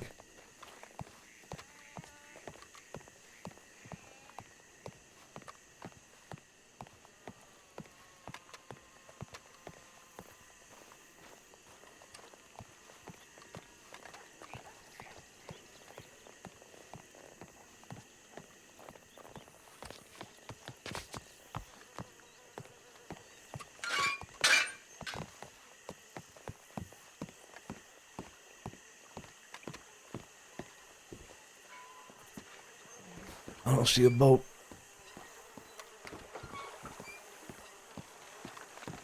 Ain't nothing here.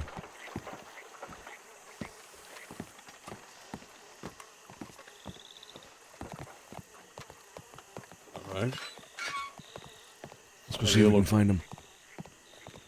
First off, let's not spitball one. Let's go. Okay, Sophia. Yep. Alright, let's stick together. Let's try our best not to throw. Yeah, I just wanted to see if there was horses. That would be a little worrying. It seems like they might have just run through all the backyards. Probably. Hiding from somebody, some law or some shit. Yeah, probably.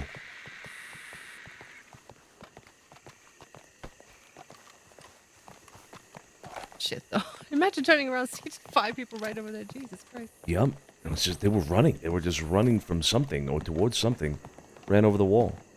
They did not stop.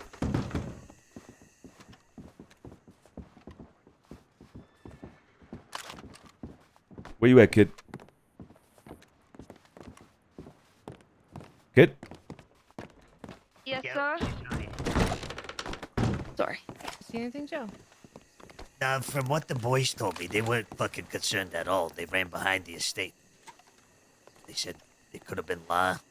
Somebody said it might have been La or something. I don't know. Did you find anything back there? No, there's nothing back there. Okay. Yeah, no idea who they could have wood. been. No idea. They just ran. Yeah, just ran through. There's something else that I want to speak to you guys about. We ran into Tiki Rava. Started running away from Dean and I, so we chased him. I was on my horse. Managed to catch up. We weren't really fucking far, but... yeah. I kept eyes on him the entire time, and, Dean did a lot of the talking. He you know, about the whole going after the Italians thing, and Tiki said that it was a long time ago, and that he has no intention of doing that again, or continuing to do so. And I suppose it was empty threats. We got back to the city. Frankie didn't like that. He told us that, you know, a lot of folks just wanted him dead because of those threats. So, tried to look for him, couldn't find him, came back. Yeah, Frankie told me about this. He didn't. I don't think he told me that you guys actually ran, or rather caught up with him. He told me he chased, but he didn't have a horse, so he came back, I think. Yeah, so Frankie didn't have a horse. I had my horse. Dean got on the back of mine, and Dean and I managed to catch up with him in the middle of the woods. Okay, good. Scare him off. Make sure that he's aware that we know of these threats. If we find him, we're probably gonna beat his ass down for even saying what he said. Yeah, so what I was thinking is, if I bump into him again, it's not my place to deal with it, of course. But I mean, I'm gonna tie the motherfucker up and bring him to Saint Denis. If that's okay. Hey, I won't say no to that. Okay, then Don't be doing that, all right? If you see him, send us a telegram, all right? We'll take care of it. Sure. Right, okay. All right. Well, we have some business to discuss, Joe. Let's go talk. Come on, Sophia. You need to sit down. You can stay here, kid, if you want.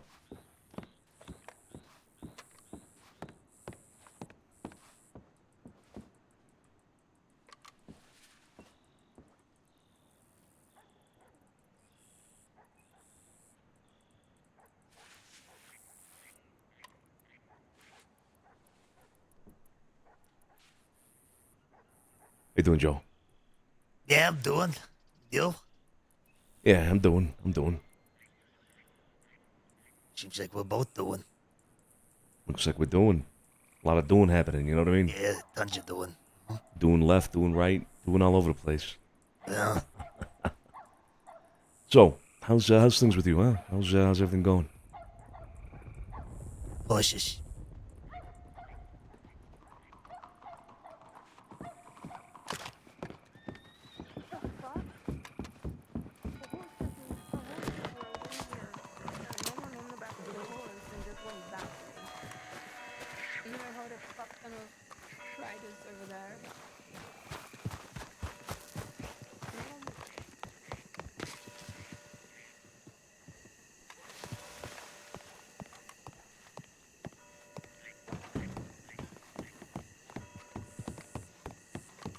Fuck is happening now?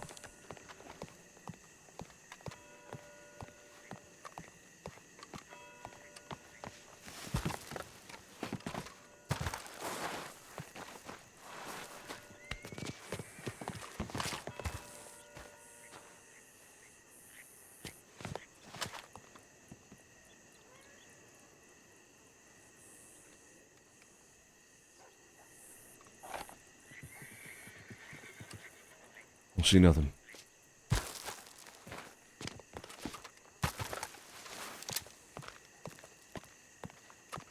Don't recognize that horse. Kind of looks like Scarpo's. No? No, it's not. No, it's got not. a leopard saddle. Tony's out back. Let's go.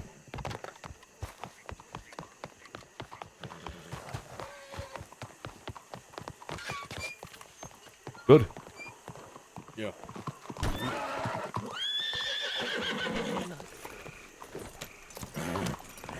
Have to shoot this fucking horse. Calm it. It's a foxtrotter.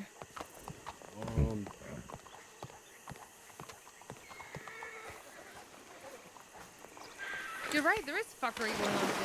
There's fuckery afoot, Sophia. Yep. Fuckery afoot.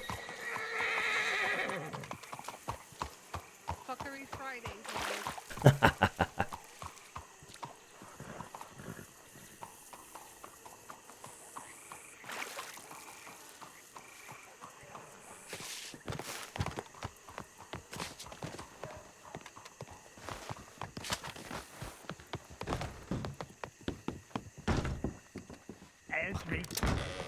Fuckery Friday indeed.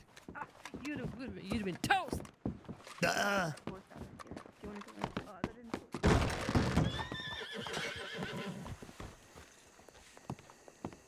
Bring me to your master. It's fuckery afoot, kid. Fuckery afoot. Bring me Yeah. to your master. Something's off.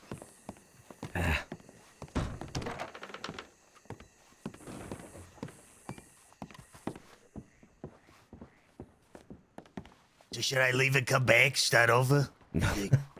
Nah. Groundhog Day. Oh my god. As soon as I walk back into the fucking office. What's going on? More fuckery. You okay?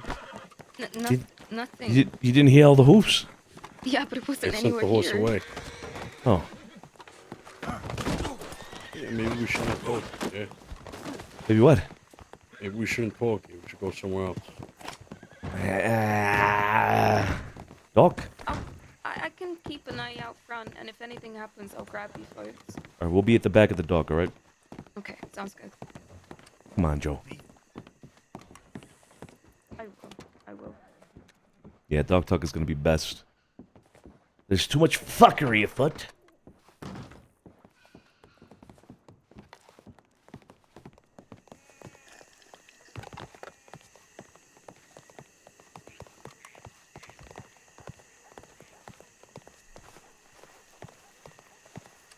It's just an excuse to get me to the docks, get shot, isn't it? They do it. Closer to the alligators. I mean, I don't have to drag you all the way out here, you know? It's more of a shove. Yeah, the whole fucking big old, what do you call them? A group of alligators, a gosling of alligators to eat me. A what? Gosling? Yeah, what do you call them? A group of alligators? I don't know. Like Ryan? Alligators? Who's Ryan? I can't believe you just. Oh, Well, oh, there's Wayne, okay. Shelby, then Abby. Famous writer, I think. Oh. A lot of Oh, by the way, I'm expecting some people to come and drop something off for me, so Kit might have to come get me in a second. Okay. All right. Boom Okay. juice. Moon juice, I like it. No, boom juice. Oh, boom juice, okay. Alright, maybe we can finally have a fucking conversation here. Oh. Hold on. What? Good. Attaboy. Good. Hey, remember. Like, Hey, remember. Shit, maybe that was them.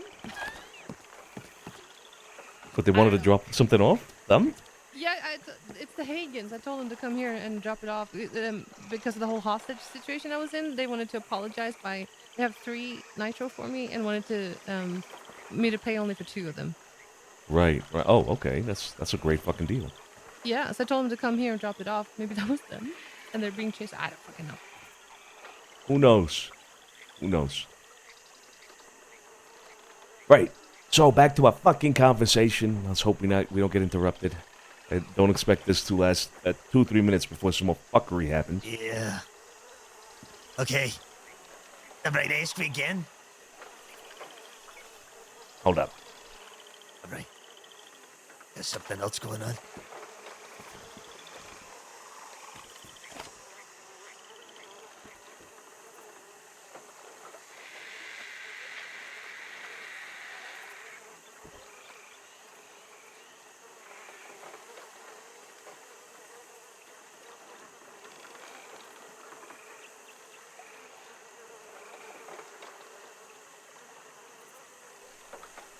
So, It's the 30th, right? Not the 13th? it's the 30th. It's Okay. Friday the 30th. That's right. Yeah, all right. Not the 13th. Okay. Right. What were we talking about before we got interrupted by fuckery? How I was doing? Oh yeah, how are you doing? Yeah, I'm doing. Oh yeah, I'm doing too. Yeah. And you're doing. Yeah, that's right. We had that bit. What's Yeah. it doing? Yeah. Anyway, I just wanted to check in on you with you a little bit, Joe. You know, see how things are going with the Rizzos and whatnot. I've spoken to Jilly. Things seem to be going okay. I heard Val was out of state for a little bit. Yeah. You know what that's all about? No, but I think she just needed a week to herself. I mean, shit. The week before was chaotic for her, right? In what sense? With the whole, you know, getting thrown under the wagon and being put up as like a fucking rat. You know what I mean? That shit. With Vito. Oh right, yeah. I mean, Yeah, it took a lot out on her.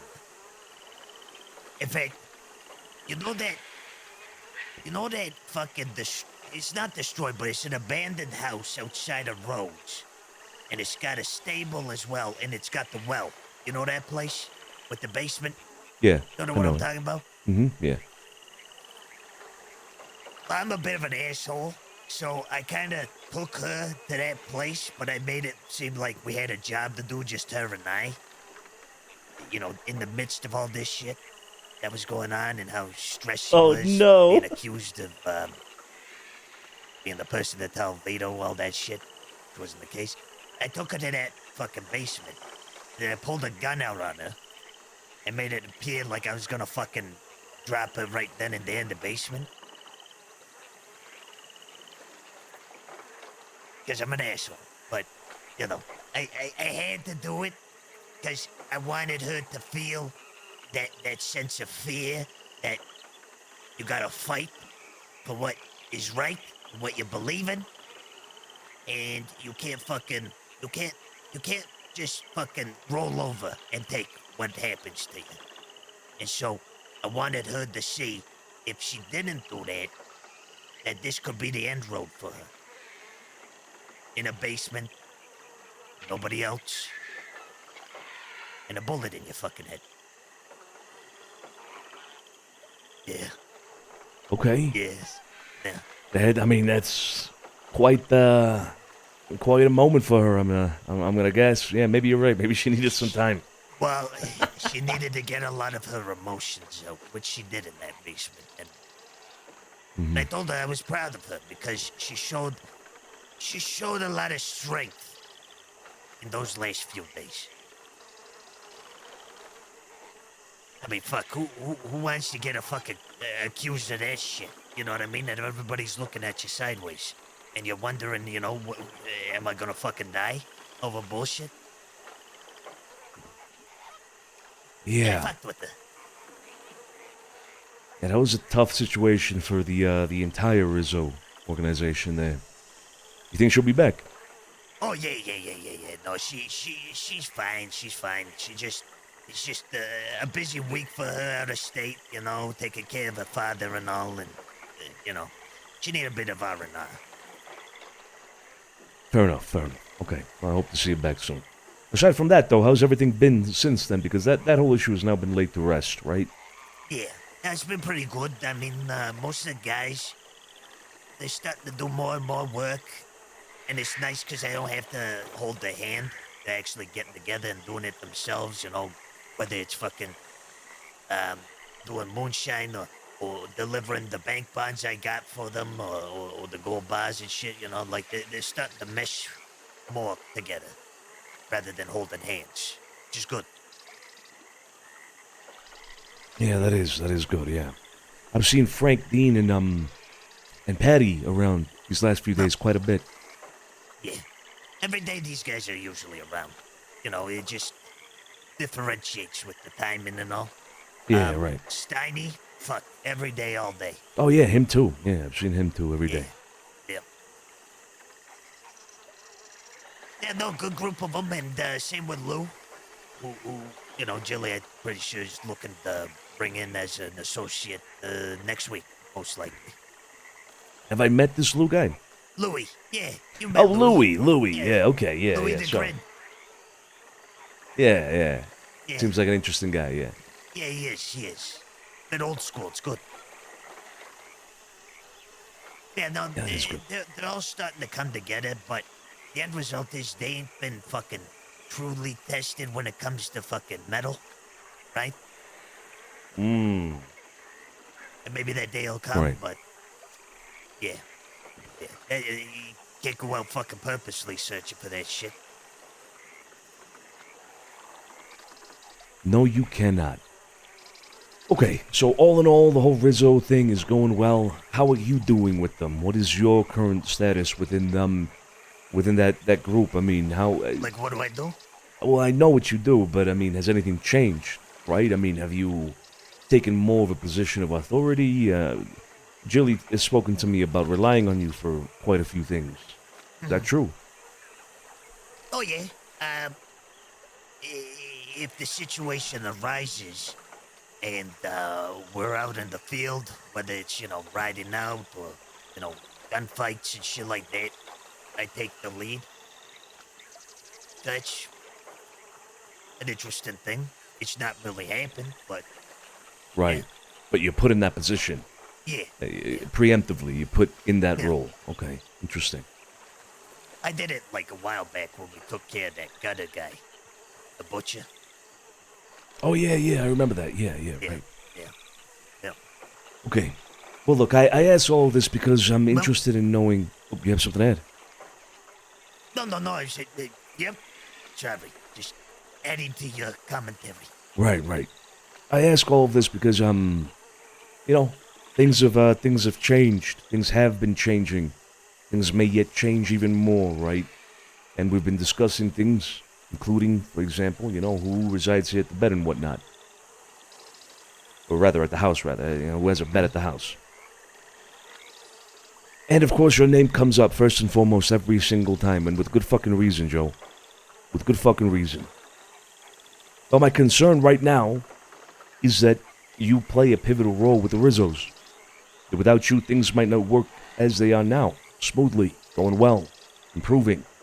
You haven't been tested with them either in the sense of, you know, they haven't been in a really heated situation. Internally they have, obviously, but, you know, against somebody else out there in the world, you know what I mean? They haven't been tested in that sense. So my concern is, even though we could perhaps, and this is not something that, you know, we're going to settle in this meeting, perhaps ask you to come back, join our ranks again here, if you will, take a bet up at the house, that I would be doing harm to the Rizzo family. What do you think of that? When you and your brother was coming up, did you have a Joe?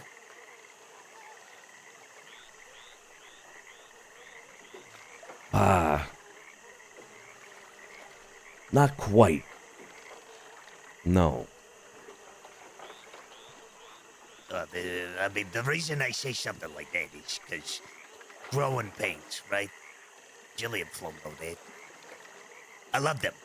I do. And I'll do everything I can to help them out. But growing pains, sometimes you gotta learn the hard way.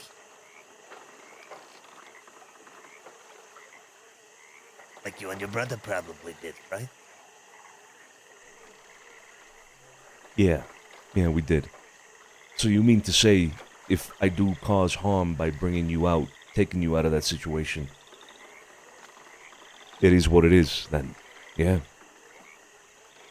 If you gave me a time frame, I'll amp up my fucking work with them.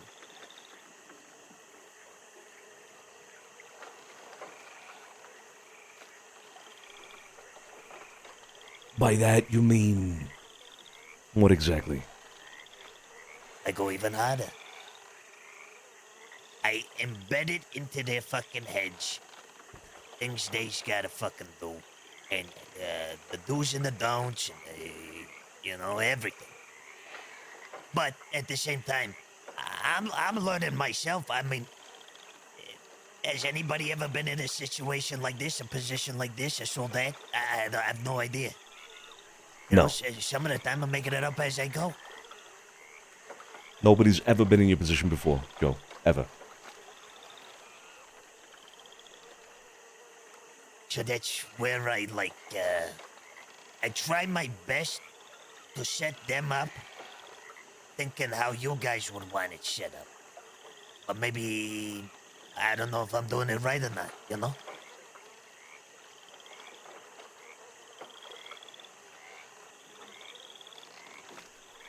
Yeah, okay.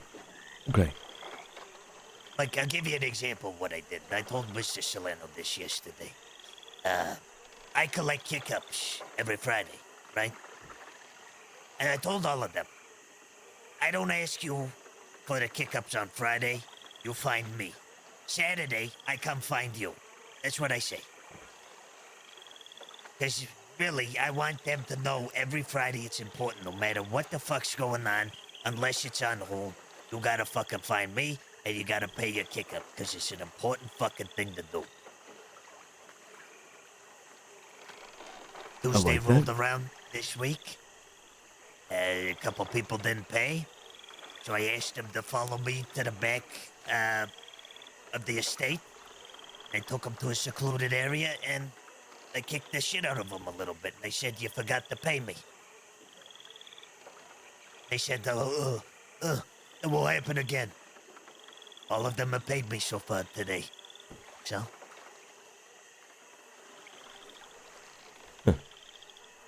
Okay, good. I like that approach to things, absolutely. I'm learning as I go, you know what I mean? I don't want to be the asshole tough guy, but at the same time, I want them to learn that this shit is important to do, right? I don't know. If I didn't pay you guys for a week, what would happen to me?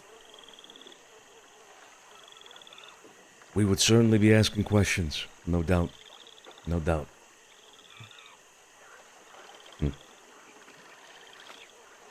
Okay, well, if I were to give you a week, you think that'd be enough?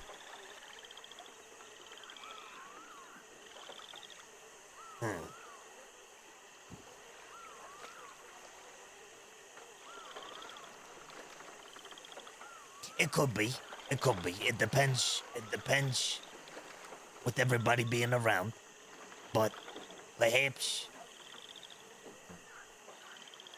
that's a conversation for you and Jilly to have, because at the end of the day, you know, things might change and you might say, I don't want...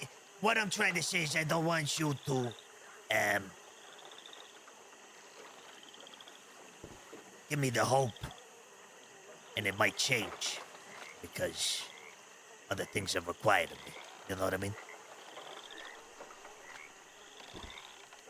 I've been waiting 3 fucking months, okay? Every day I think about it. It's in my fucking head. It eats at me. Alright? Yeah. Maybe you're right. Maybe I should be having this conversation with Jilly. And I will. It was my intention. It is my intention to speak to Jilly about it. But before that, I wanted to gauge your perception. Your frame of mind with all of it. Because it is unfortunately a fact, I think, that if I were to bring you out, they would be lesser for it. They would be affected in a negative way. And that's not something that should come in lightly. That's not something that anybody should do or act upon lightly. We are talking about a close family to ours when it comes to everything that we do in the city, everything we've stood for in the city. I heard about the whole Val thing. Don't know the truth of it. Or didn't know the truth of it. You tell me now that it's okay, it's not a big thing, fine. I heard about, Paige and all them moving out west. Paige, and what was the other one? Fran, I think was her name, right? Moving out. Yeah. I know they weren't in, right? But maybe they were about to be. Maybe they were prospects or something. No? They never Okay. will. Nope. There was thoughts with Fran back in the day, but she was too problematic, and they immediately said, fuck that. Right. To the both of them. Early on, I'm talking like when I first went with them, they said no to the either. Well, you see, here's the thing. I don't know the context of any of that, right? I see who's around. I see who works at the Mint. I see who they keep around, and typically I would see Paige and Fran around most of the time. Not always, but most of the time. Oh, yeah. I think of people it's a like, real shit show. Yeah, people like, Steiny seems like a good kid, but a lot to learn. Frank and Dean seem to have their shit more together. They seem to be more about it. Patty is the one that I think, maybe he's got his head screwed on right the most way. You know what I mean? Patty. Yes. So, I don't know. I see that, and I see you, and I see, hey, Jilly, Flo, and Joe are the ones that are shaping these people up. That's you included there. Not just Jilly and Flo. It's Joe Bucci. It's Joe Bucci being directly involved in all this. Jilly relies on you for certain things. Of course, if I take you out, it would be a problem. You know what I mean? I do. But I scratch my head with the whole fucking situation.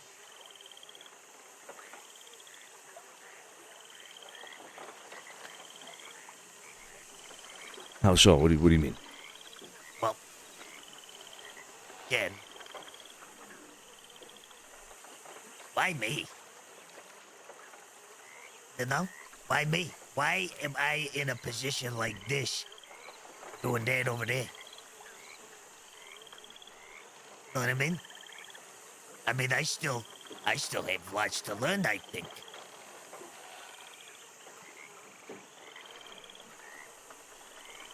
I think you do.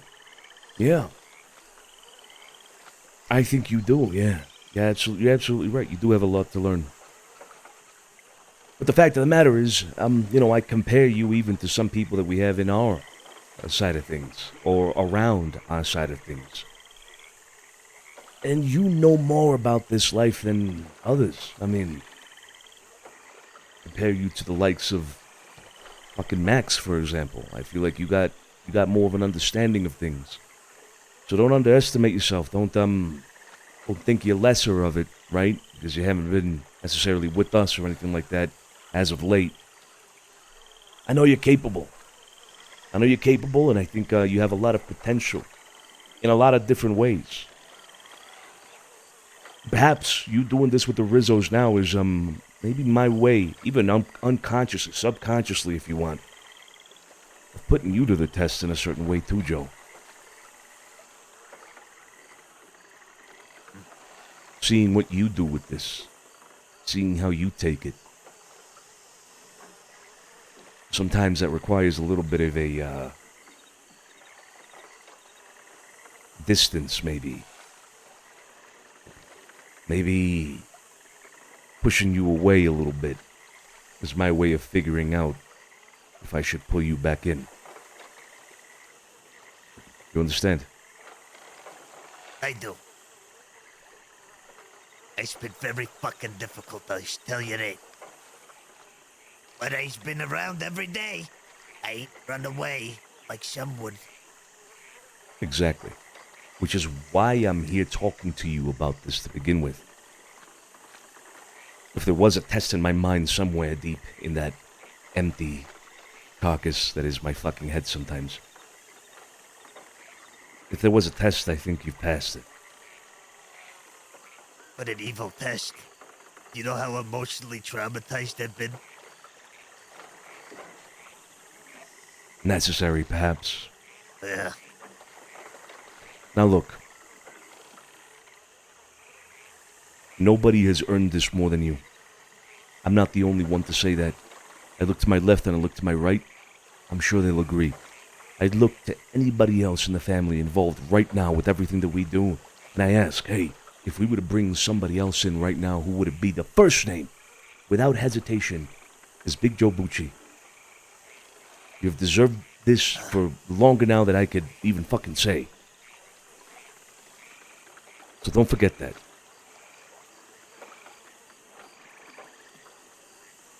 Thank you. I won't. I know it's an important thing, what I'm doing over there. I know. But it's tough sometimes because I stand on that fucking balcony at the estate and I look down that street and what's on that street is the man. And you guys are coming and going and I'm fucking standing there stewing. Because I can't be there. I gotta be here, you know? I see you guys passing by and I just, like, you're not familiar faces to me right now. I hate that feeling. But it's something I gotta do. I get it. I conflicted with these things, you know? Sometimes I get these moods because I can't have my cake and eat it too, you know? Yeah. I know. Me too. I've been on that balcony looking down the street myself. I know exactly how you feel. It's tough. But never forget that you are family. You are part of this. There's right a horse. Here. Yeah. Fuckery? Right now? That's the same fucking horse.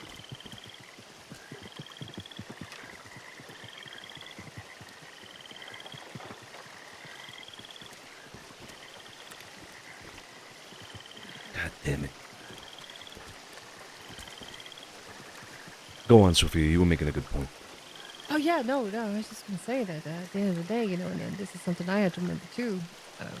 Quite a few times is that you are part of this right here in this house, no matter what balcony you're standing on. I think we'll see you back here sooner than later. I reckon. I hope so. You know, I was here last week with the Rizzos when you had a meeting with them. Mm-hmm. And I felt out of place, so I left. And it was me that left that dog shit in the bag and lit the fire. Sorry. I'm kidding, I didn't do that. I didn't do it, I swear! What the fuck Who's is it? swimming across? Yeah, what the fuck? What the I've fuck? Is that the never horse? The guy with a beard. What the fuck is going on here? Oh, it's Hey, Butch. don't walk up on these shores. There's Sophia here. Oh, Jesus Special, Christ, never mind. special delivery. What the fuck kind of horse is that? This It's a is welcome seahorse. delivery, then. Very well. Dock your seahorse. You dock the horse up. Dock the horse. Permission to go aboard. Permission granted. Actually, I'm gonna go up here actually, just in case. Dude, what the fuck is happening today, dude? I love it. There's fuckery for today, Joe. A lot of fuckery for today. Oh. That's why I feel like it's the 13th and not the 30th. Yeah, you're right. Maybe it should be the fucking 30th. Look, I'm gonna say something. I know I told you this last night, but I'll say it, so Santino can also hear it. All right. At the end of the day, sure, you gotta do what you work over there with the Rizzos and all that. You're a vital part over there. But do not feel like an outcast. Please do not feel like a stranger. And please, come on over to the house. Hell, if you see us in the city, come walk around with us. Be a part of conversations. Because the same information that we get is, probably similar to what you get. And you probably learn things that we don't. Yeah? I don't want you feeling like a black sheep in any sort of case. Anyway. All right. Just because we have certain people around us don't mean you can't be around us too. All right? Oh, that's fair. You're right. I'll come out of my shell more. Yeah, definitely do that, Joe. Definitely do that. I want a fucking bed in the house. I'm sorry. You don't need a bed to be around us. You don't. I do if I want to kill people. No? Yeah. I mean, yes. That is yes. Oh, That is correct. I know. Okay, well, look. Let me talk to Jilly, all right? Just to make sure that, he takes no particular negative hit. Like, overall, it will be a negative thing, but, it is what it is. The time has perhaps come. I'll discuss it, and I'll get back to you, all right? All right. Howdy. How you Hey, doing? everybody. I just wanted to introduce you to Butch here from the Hagens. I buy nitro Pleasure. from him. Mr. Butch. That's right. One and only. Santino DiCenzo. Nice to meet you. Yeah, pleasure. How you doing? Tony Solano. Splendid. That Big Joe. Big Joe. Pleasure as. How y'all doing tonight? I didn't interrupt anything. Probably did, but it's all right. It's all right. You haven't been the only one or the only thing to interrupt us tonight. Tonight's been a night of fuckery, so... yeah. I will say, though, you swimming over here with your horse has been one of the more bizarre things we have seen. But it's fine. No major if interruption. You know the Hagens, we are all about bizarre. Well, I don't know much about you. Perhaps through this relationship here, business, we can get to know each other more. Yeah, sure. I like having business with people. Good. Yeah, so do we. I don't want to keep you all from your important dock duties. I'll be on my way. Well, good to meet you. Y'all have likewise. Y'all have a splendid evening and good luck. Ciao, ciao. Bye, Give him all my Butch. best. Hey, take care. Yeah. Aquaman. Riding in on a seahorse. I love it. Is that the first time that has ever happened? I think so. Somebody rides in for Those business? are very dangerous waters, too. I'm surprised they didn't get chopped up over there. Yeah, that's the bayou right there. There's a fucking alligator-infested waters. He is a seaman, a sea king.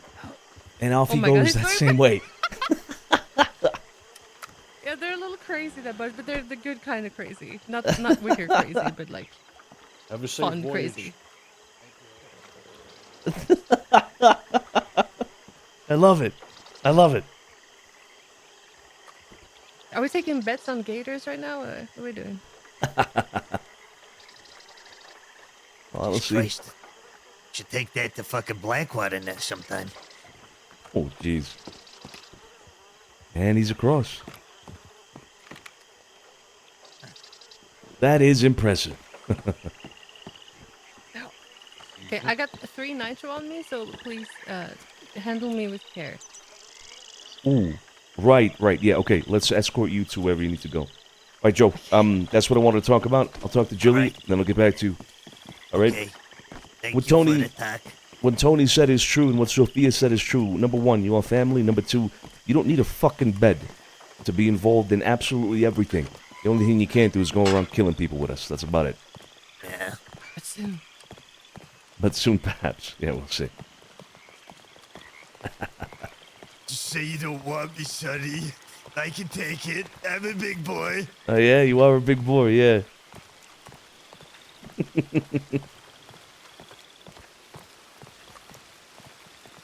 Just need to get to my horse up front.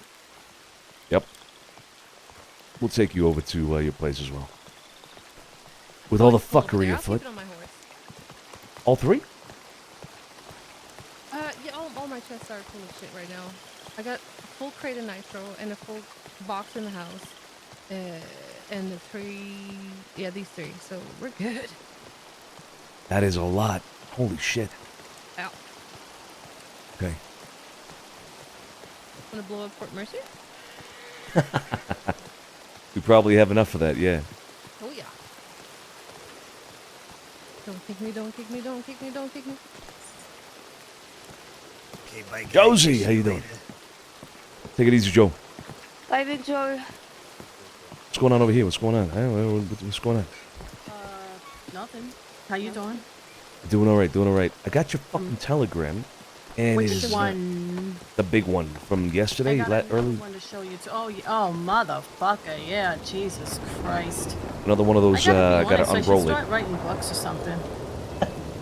Yeah. You should with Yeah. your very long telegrams, but very Yeah. informative. You Very want to talk informative. about it? Sure. Yeah. Sure. We can talk about it. Go with Sophia. Right. Yeah. So I don't know if you guys got my other telegram when I was riding in from Annisburg, like, I don't know, half an hour ago. There was 5 guys running out on foot. They were passing through the Garden of Eden, running through the sugarcane fields and towards a swamp. All, like, muddily dressed. Then they stole a wagon and took off towards Annisburg. I don't know if it was the Wicca gang. Couldn't recognize them. But, yeah, anyway, 5 of them. I think they ran. Okay, so we had a group of 5 run through the backyard and over this wall behind Kit, and then out onto Million Ave in front of the Rizzo Manor and over towards Garden of Eden. So we did see them. Also, didn't recognize them though. No idea who they were. Okay. Yeah. All right. Well, let's talk. Hey, let's keep it on the porch. Let's go. Let's just talk here. I mean, yeah, I really ain't got no more to say other than what was in the telegram. Besides the fact that, yeah, as you know, we talked to you and Mr. Cesare yesterday. We said, if we see them, should we hit them? And we were told yes. However, the situation was a little precarious as he approached us alone. Can you hear me, Mr. Tony? Mr. Solano? Tony? Sorry, I was just making sure you could hear me. I can hear you. Okay. Yeah, so it was a little precarious. Vinny and I, we was up there mining, so he came up to us. We was both swinging at the wall. And he started going on, because like I said, Max and I met this guy. He gave us the name Cody Johnson. So, when he walked up, I was normal with him, and he started saying, somebody lied to you the other day. And I was playing dumb, and I go, oh, who? And anyway, whatever. It's basically all in a telegram. But so we had that conversation with you. We were trying to decide together, like, okay, do we do something about this right this instant or not? Right? First instinct, yes, because that's what we talked to you about yesterday. The answer was yes. However, he seemed alone. We did ask him if he was alone. He gave us a somewhat obvious response of saying, I never go nowhere alone. There was possibly several other people all around the hills. We was in like a dip, right at the top of the mine there. So Yeah. we really, it was such a it was such an odd situation. We just didn't know what the best move was. You know, we were not well armed because we were up there mining. Had our guns, but very reserved amount of ammunition. And so, like I explained, you know, we made the decision. He was being, I don't know. It sounded like a veiled attempt to potentially be diplomatic, but also mildly threatening. He threw a shot at you, sir. He said that, you know, he rode through the city. He saw you the other day. As soon as you saw him, you tucked tail and ran into an alley, and that told him all he needed to know about you. He said that, yeah, he said that, you know, what do you say? Essentially, they're waiting for us to make a move. And if we do, they're going to come back at us. But they'd like to sit down first. Chad is apparently getting out sometime today or tomorrow morning.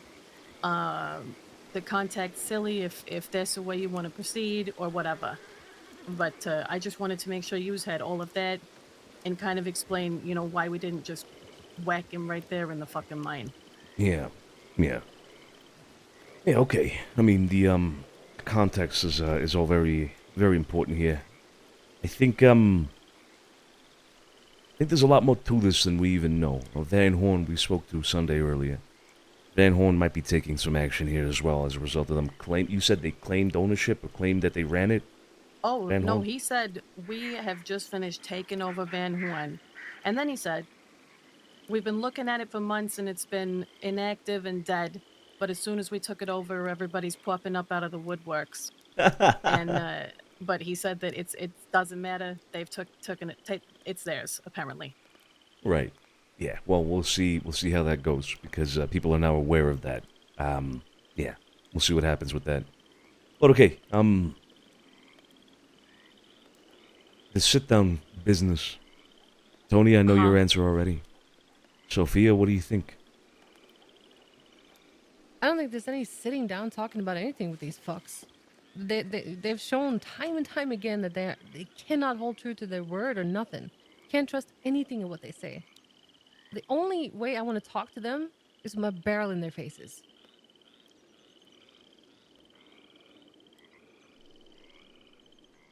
That's my stance. Can't disagree with that stance. So there will be no sit-down had. I mean, we'll take our opportunity when we see it, I suppose. Or perhaps we'll go out and look for it. Who knows?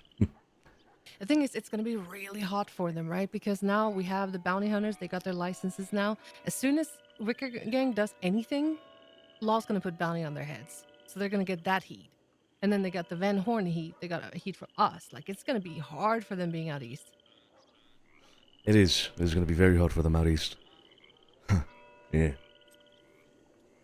Okay, all right. Was there anything else you wanted to add about that, Josie? No, not really. Yeah, just you know. Yeah, that's it. Kind of. You know, we wanted to fucking whack him down, but didn't know if it was particularly the right move in the situation. Yeah. Well, next time, if the situation permits, now you know. All right. All right. Who was it you saw in the mine? You were talking Name's to? Silly. That's the sniffer. Yeah, he talked about that. He said there was a beatdown and then an exchange of bodily fluids, which then led to the stabbings. Yeah, it was. Yeah. An exchange of bodily He fluids? said somebody pissed on him, and then somebody else pissed on somebody else. Right, yeah. There was an exchange of bodily fluids. Yeah, you're absolutely right. They're in that mine alone. Every single time. Myself and Scappo seen that guy Abraham. I believe you named him out. Yeah. No, whenever they're mining in there, they're mining to make some money. Yeah. So. Yeah. Apparently you they gotta sell do their when coal you're to in. Growler, and apparently Growler pays them a very good price for it. So I don't know what the fuck Growler's using coal for, but regardless, they mine to sell to Growler, and yeah, they are often up there trying to make money.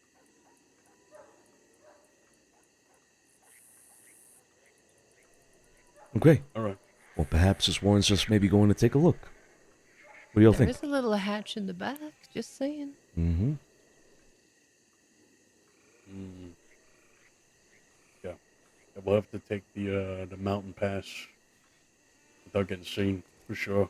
So, Yeah, do why that don't we whenever. go? Why don't we go take a look? I mean, has anybody else got any other business for right now? I just wanted to show you this. Met a guy the other night. His name's Stefano Abano. Very lovely fella. We actually did a whole run together. But he found this information. He wanted me to pass it along if I saw it pertinent. I don't really know what it is, but maybe you guys do. Something about a red flower being painted with some plans of I don't know, world domination or something. What? I don't know. I don't know if you remember, but I mentioned seeing a red flower painted on a few walls around the city. Last I saw you, I briefly mentioned I found there was more to it.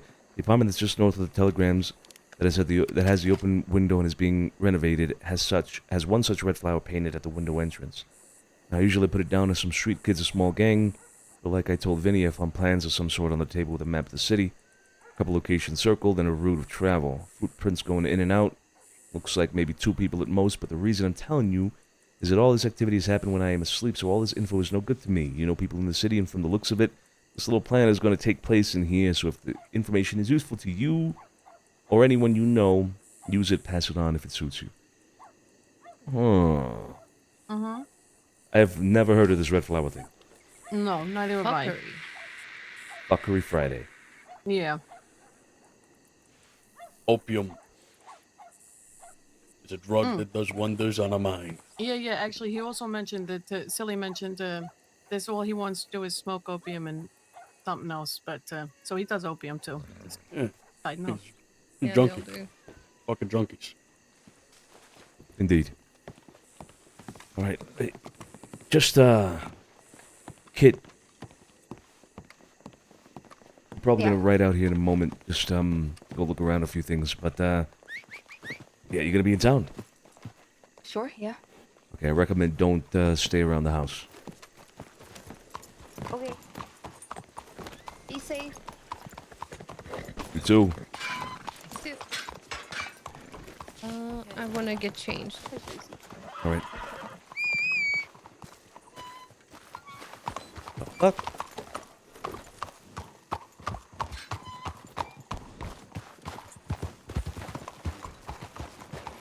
What the fuck?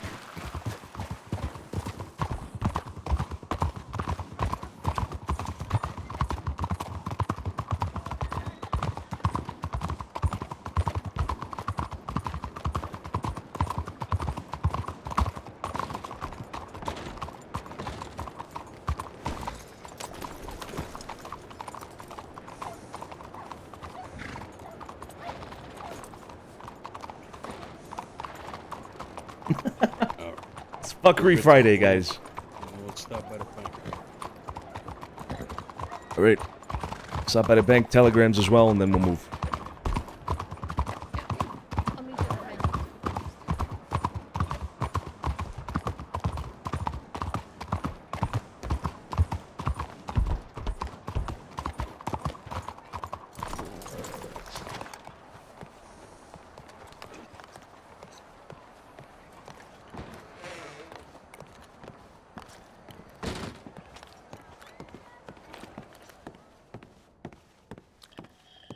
Tesla wagons.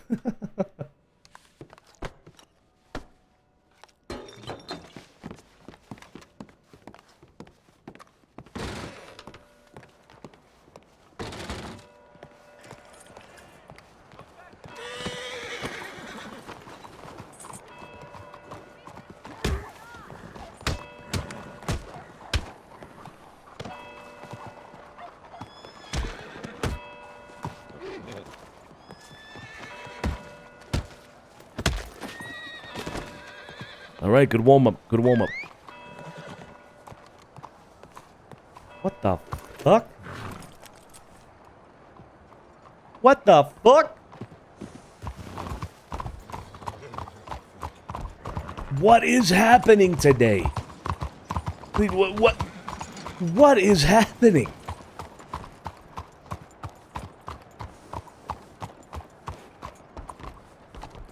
What the fuck is happening? Why is everything so bizarre?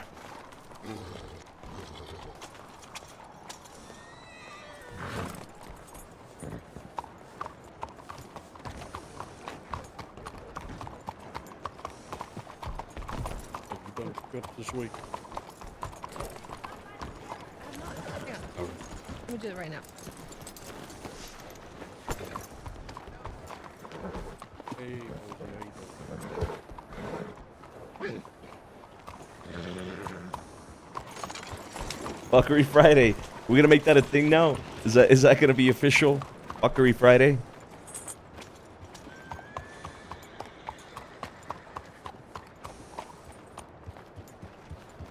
There's fuckery afoot on Fridays. There's always fuckery afoot on Fridays.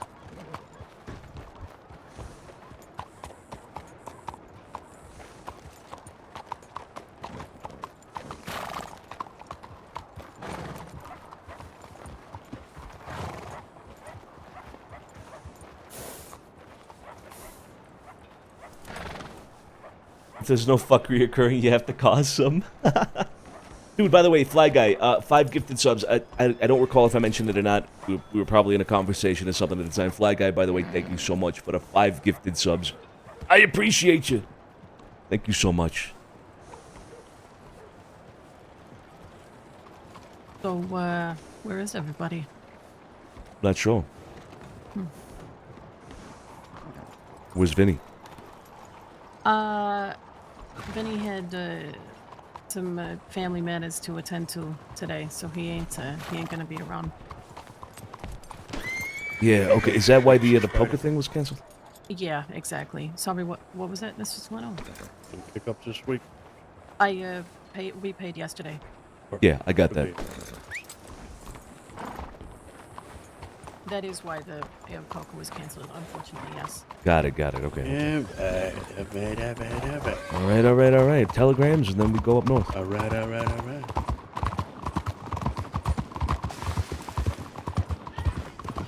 shares cash, you can say that. Oh. Oh, yeah. All right.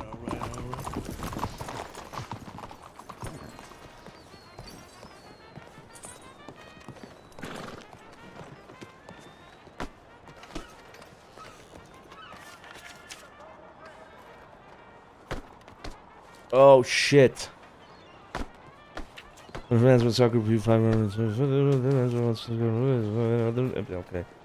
Pearly. Fuck! Dude, this was like over an hour ago. God damn it.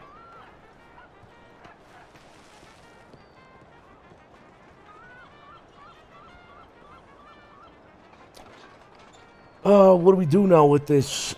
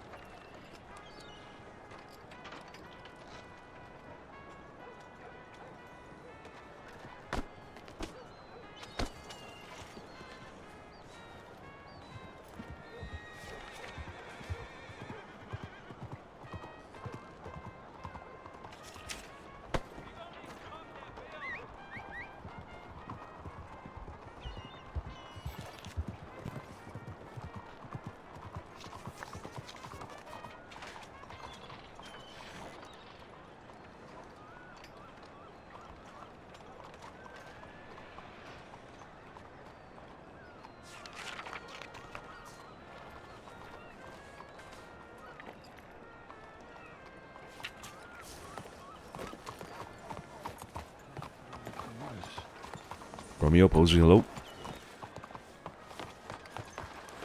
Fucking trumpet guy. Alright, come on.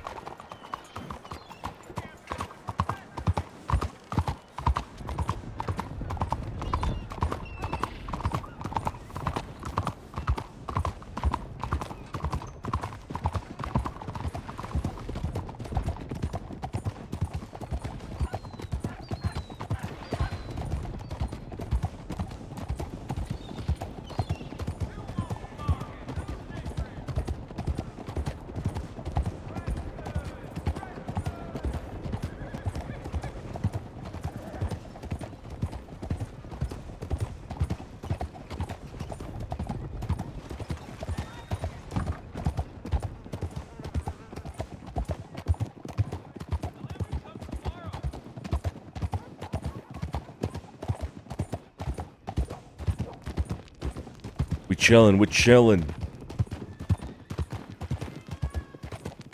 Something about trumpets that just pissed me off. I don't know why. Yeah. Honestly, I think it's fucking Red Dead. It just got me pissed off at trumpets, period.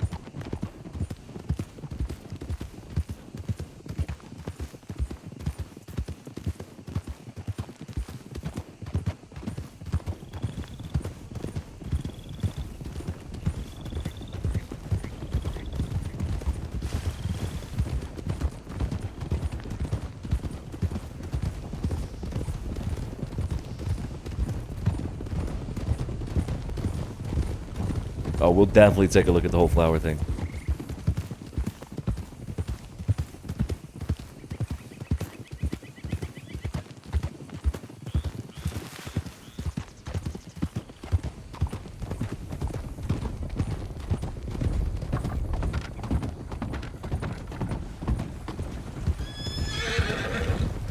Hey there. All right, Tony, you want to take point on this? Yeah, sure. All right. Follow you. On the phone. Guys, take a bit of a couple weird paths. Yep, we'll be right on your ass.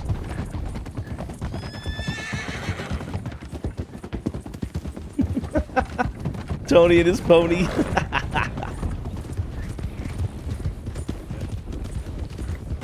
That's what my son said. Look to the fucking store to get back to some for a return.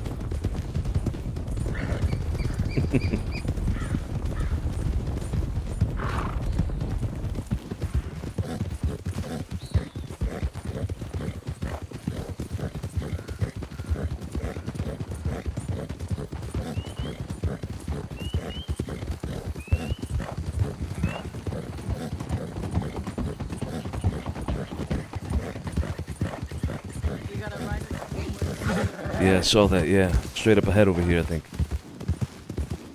They went left. We're left, okay. Yeah, I see him. Come on. You're not born. Come on.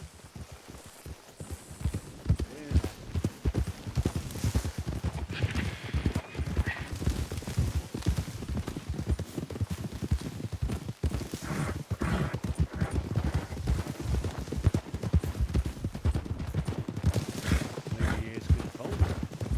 Hey, all these woods. Why don't you go on the road? Tell you what. Go on the road with Van Horn, everything else, you get spotted. Okay? Take the wilderness, go off the tracks. Yeah, they're gonna have a hard time. This fucking guy.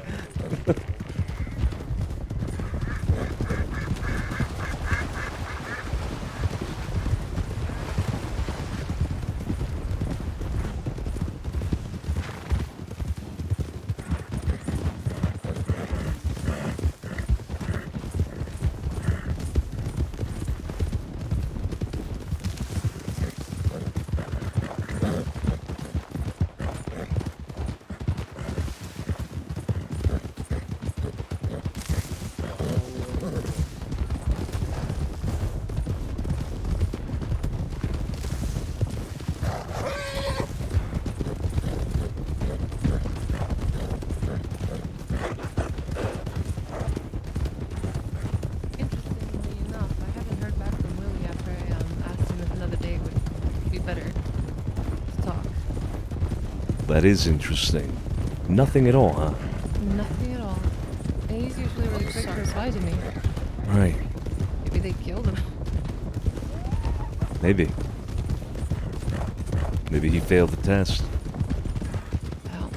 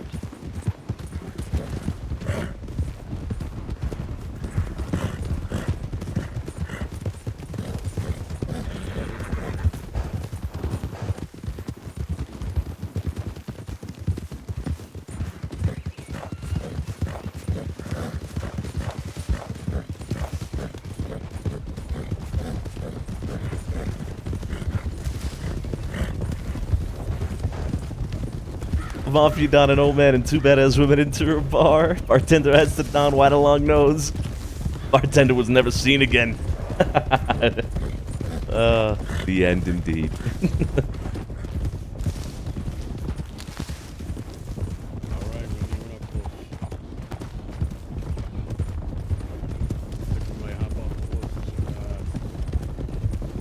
We'll follow you. Hold right here. One moment.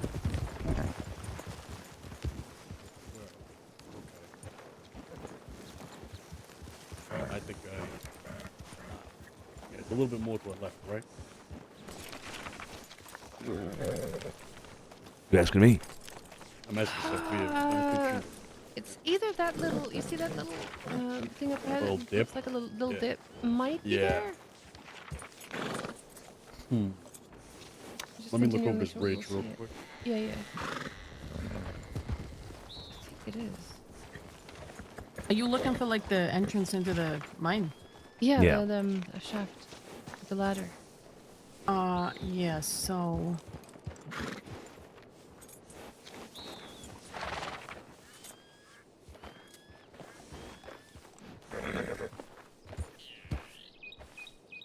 You know what?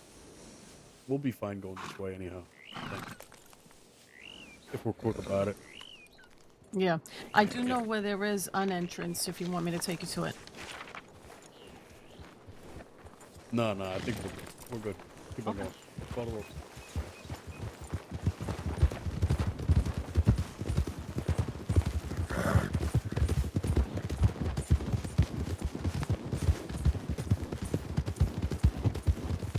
It's right back here, Tony.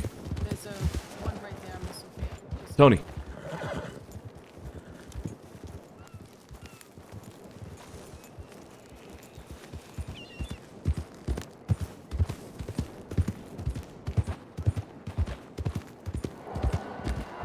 It's back there.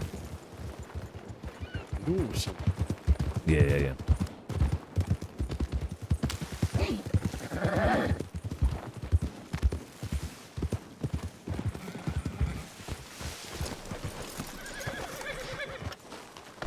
Are we ready?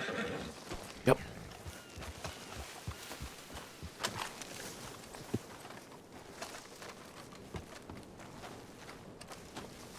They're close.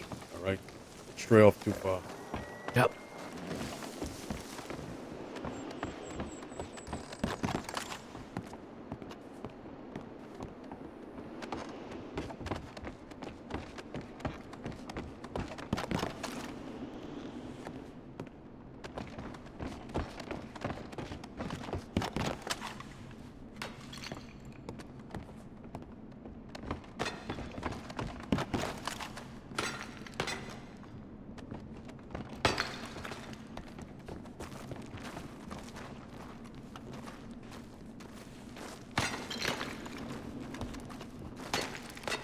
You doing, boys? Gentlemen. Work.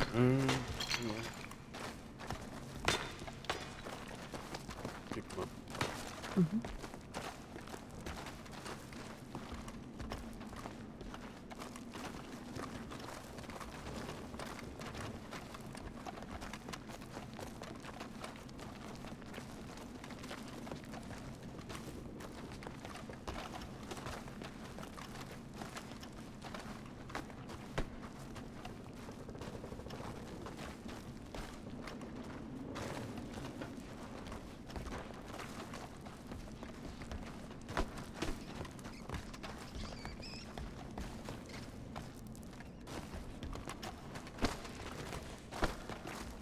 All right, this side of the mine's clear. We'll go to the other side. All right. Stick together.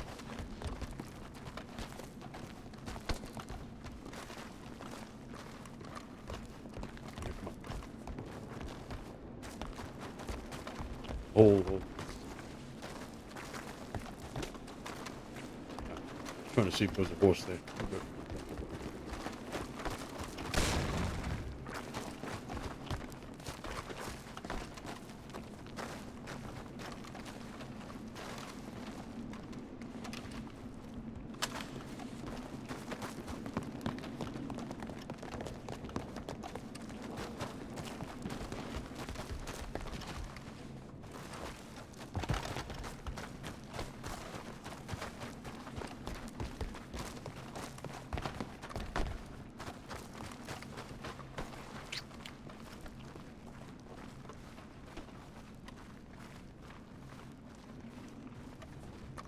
Well, Yeah, you I have think it's no clear. idea, IRZ. You have no idea. I've been wanting to shoot every single one. How about here over to my right, that way? Is there anything else?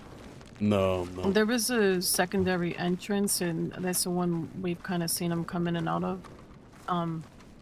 Yeah, but it's this just- place right here where we usually mine. This is usually the hot spot. I've seen Abraham mine. Yeah, yeah. Okay. We should check Ansberg in general as well, huh? They might be hanging around this whole Telegrams general or area. something. Yeah. All right. Let's go on foot out of the mine in towards Ansberg. Stick together. When we exit out of this area, we come back through the mine and up the same hole that we came in, alright? Back to our horses. Yeah. Holy shit. Holy shit, it's so dark. Put your gun away for now. Yeah, nice and easy, yeah. You get pretty This rowdy is over here. exactly where he pulled up on us, by the way. Right here? And Okay. he kept, he kept looking back over at that hill and like nodding and all that. So Yeah. He's bullshit, yeah. I think he was probably bullshitting you, yeah. So when he walked away, he got up to the top and he stopped, and there was some other movement. We could not distinguish if it was other people or not, but we're not sure if he started to like talk to some others or what. Unconfirmed whether they were waiting or not. Okay. Safe to assume they are. That's kind of where we were coming from. Yeah. Right, well, just in case, if he's down there by himself and he says he's got people on hills, pop him quick and go inside the mines. Yeah. Do that. Yeah. Yeah. All right, let's go down the staircase quick, huh? Yeah, let's go.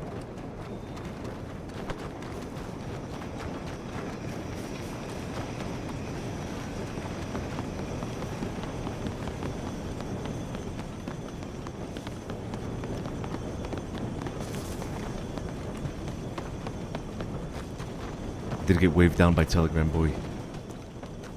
All right. Hey, come on. Go through this.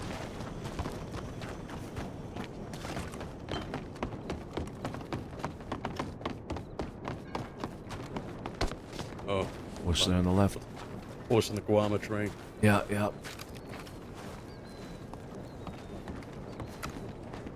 Somebody went to Guama.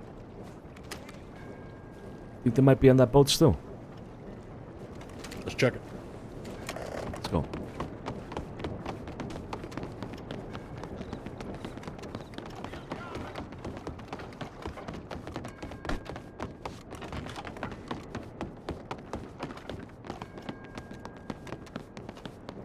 Nah. Must have been a while ago. Yep. Yeah. Alright, let's go telegrams. Oh!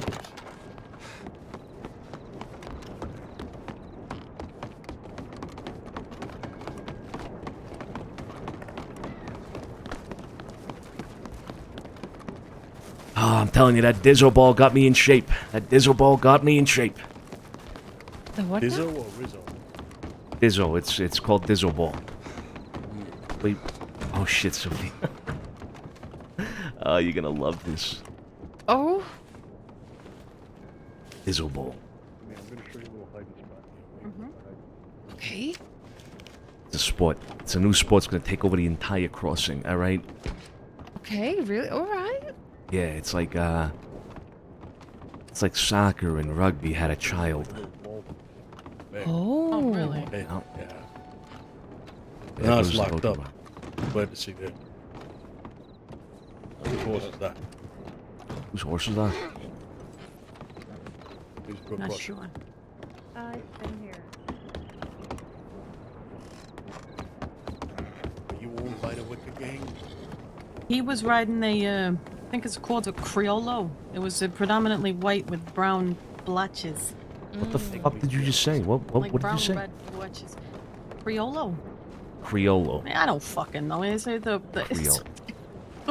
what? Criollo. Yeah, if you talk to the stableman, he says, "Yeah, I got a couple Criollos in stock. You want to have a look?" Yeah, Crayola? just like they have clad rubbers. You know? Okay. All right. Well, I All think right. it's a We're attacking her, Click not me. We got a wagon coming up. Why am I getting attacked? Criollo. What the fuck is a Criollo? It sounds like a It's a breed crayon. of horse, like a quarter horse or something, and like a thoroughbred. Criollo. Criollo. Oh. YOLO.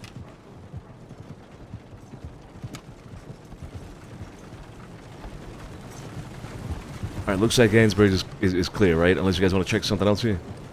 Nah. Alright, let's head back up.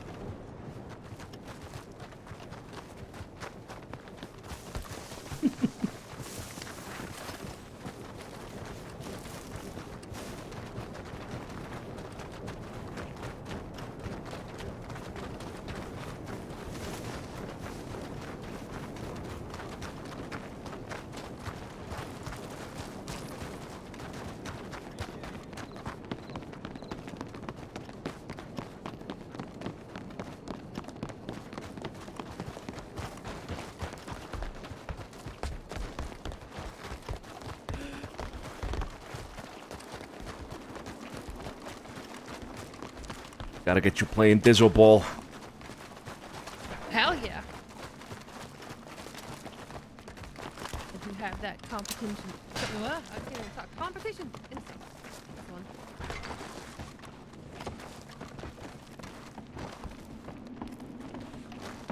Is it violent? Oh yeah. Oh yeah.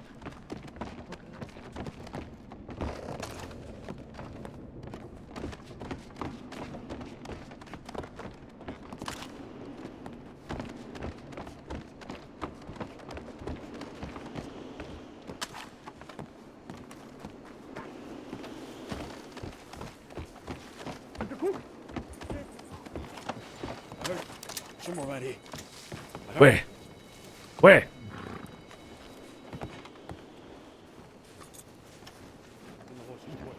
It's fucking. It's growling. It's nearby. There it is.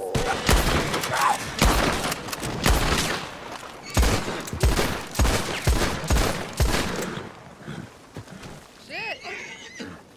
Good shot. Ooh.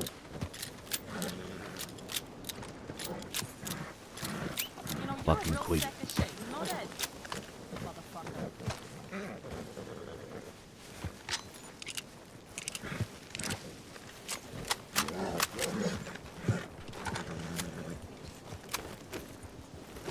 All right, let's go. We can't go by Van Horn, but I don't think we should ride through. Maybe we should take a look from afar, huh? What? See what's going on. See what fuckery there may be in Van Horn at the moment. Pearly and Tiny are headed back to the city now from Blackwater for a meeting. Oh, right.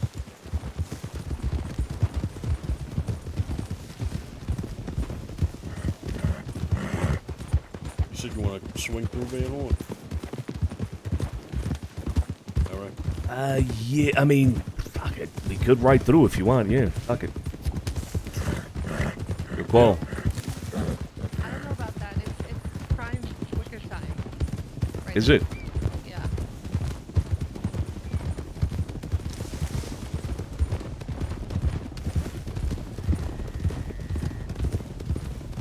Let's swing through. Fuck it. Go through fast. Just check it out.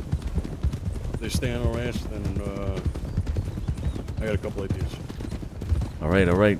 Fuck it. Let's go see. We're going through and yelling neener neener or something?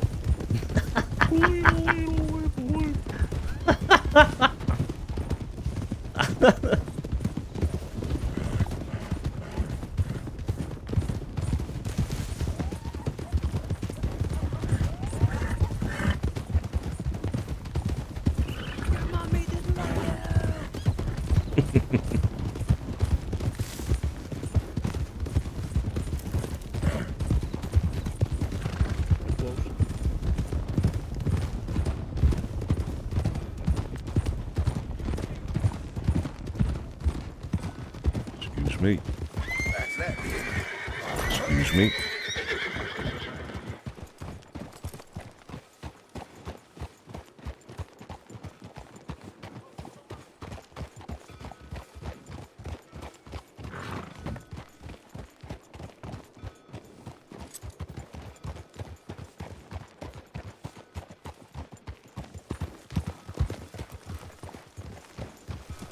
Didn't see anybody in the saloon.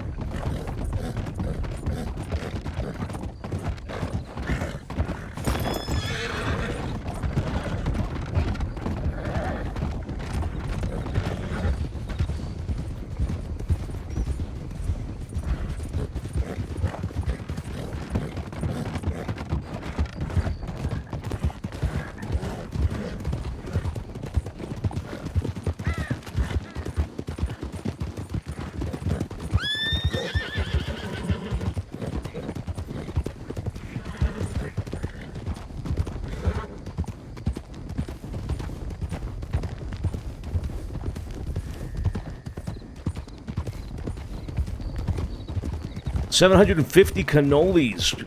God damn. Oh, that is a lot of fucking cannolis. How you doing, Ernst?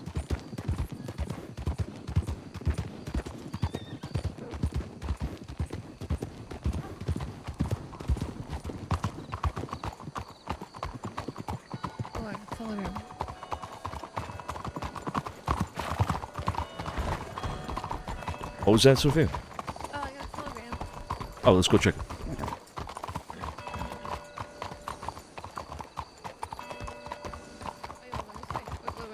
Following you. Oh, I didn't hear you.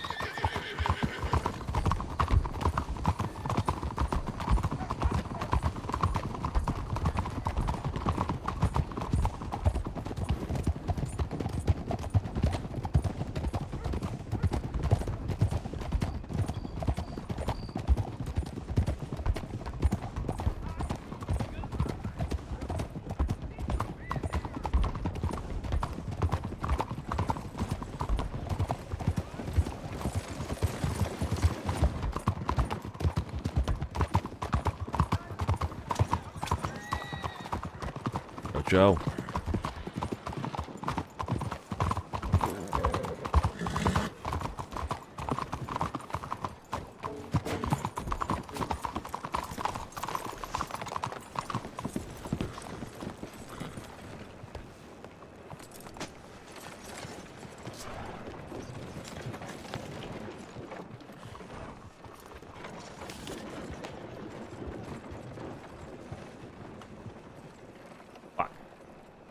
Hurley.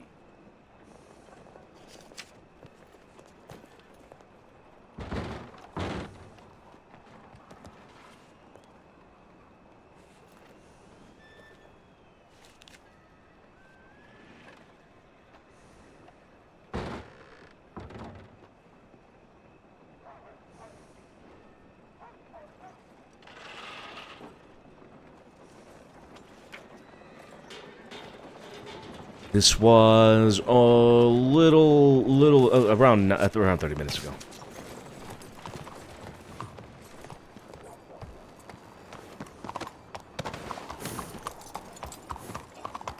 You know, I've been thinking about rewards now for a while. I just don't really know what to do with the rewards. I have no idea what we could do with the rewards. I don't really know how to use it, I don't think. Oh.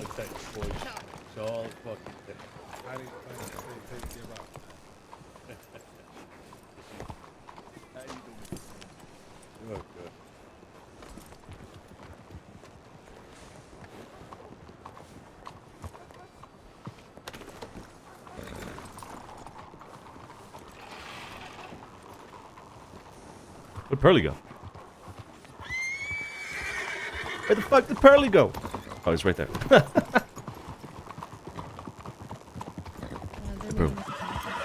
Yeah. I'll meet you there.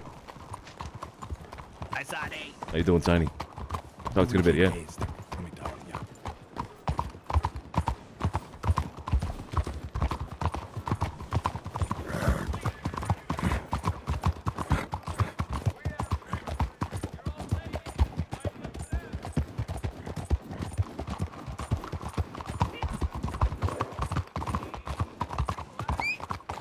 Where did Tony go?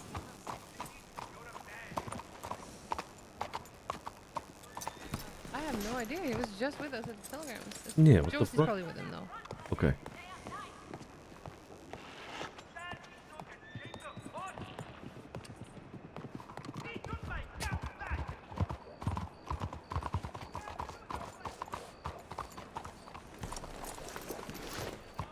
All right, come on. How you doing, Nora? Is that Nora? She don't care. Would you like me in or out? She said, "Fuck you, I don't care." In. That's Let's get what inside. she said. Everybody inside. Everybody inside. Hey, Nora. That's so fair.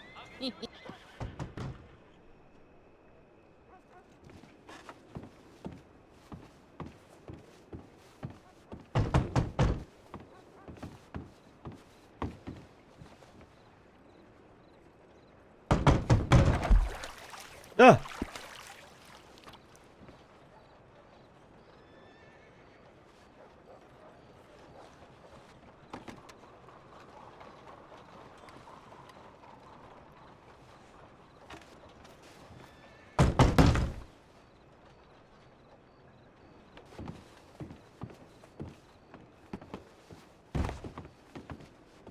sink. Oh, yeah. Get through. Get yourselves all washed up, huh?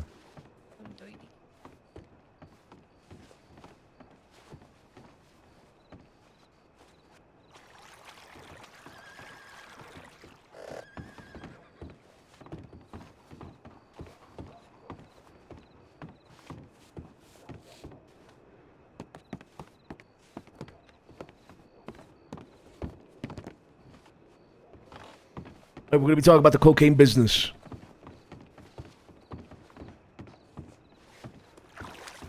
Everybody got your notes? Let's just talk here, Sophia. I think that a bar shouldn't be too serious, you know? Yep. I got my notes. Good. You want to take the lead of the meeting then, Tony? You want me to take the lead in the meeting? Yeah, you said you got your notes. Yeah, sure. I can take the lead. Okay. All right, let you take the lead. All right. Sounds good. Yeah. Sophia, you want to back him up a little bit? I'll back him up all the way. Sounds good. Josie, you too? Mm-hmm. Okay. All right. I'm going to sit here, read this newspaper while you talk to Pearlie and Tiny Tony then, all right? Good luck. All right. Sounds good. What kind of backup we talking here? I have no idea. Okay. Be Give me honest, some muscle you know? or something? Just smile and nod. Just smile and nod the whole Got time. it. And, you know, eventually Santino's gonna cut in anyhow and, you know, save the day. Here they come. Yep. Just be so bad at it that he can't help himself. Oh, shit. Hello. Hi, Mr. Pearly.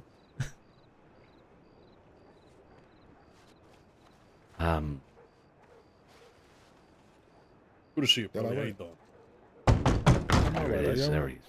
Y'all all right? Yeah, we're all right, yeah. How you doing? Not too bad. Where the fuck is Tiny? You should be coming in. There he He's is. knocking in right now. What's with all this smiling and nodding? Oh, it's beautiful. People smiling not all the time. Have a seat, you two, huh? Why don't you take a seat here at the bar?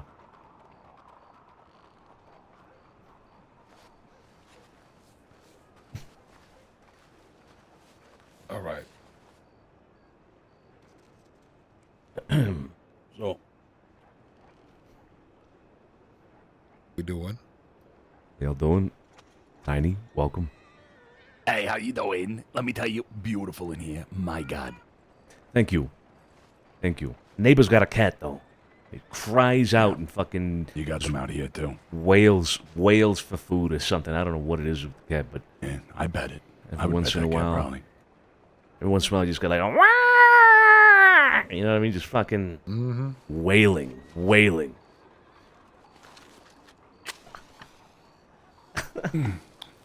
Troubled cat, probably.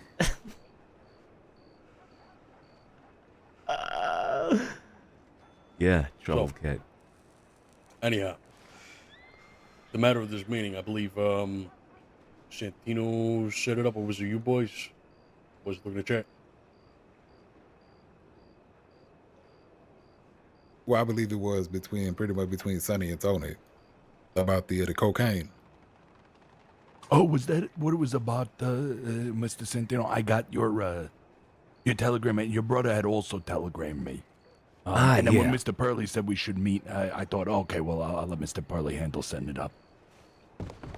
Yeah, Suzanne wants to meet for a separate matter, but with me, I've been meaning to speak to you about the cocaine. I actually heard that you wanted to speak to us about it on Tuesday, I think I was told, but then I never heard about that again.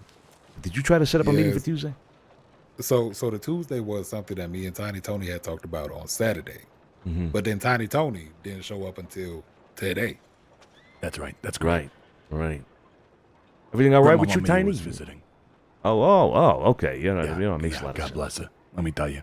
Yeah. But that woman, she don't want to leave the hotel room. I'll tell you that. Maybe that's for too the much better. hustle and bustle out there for her.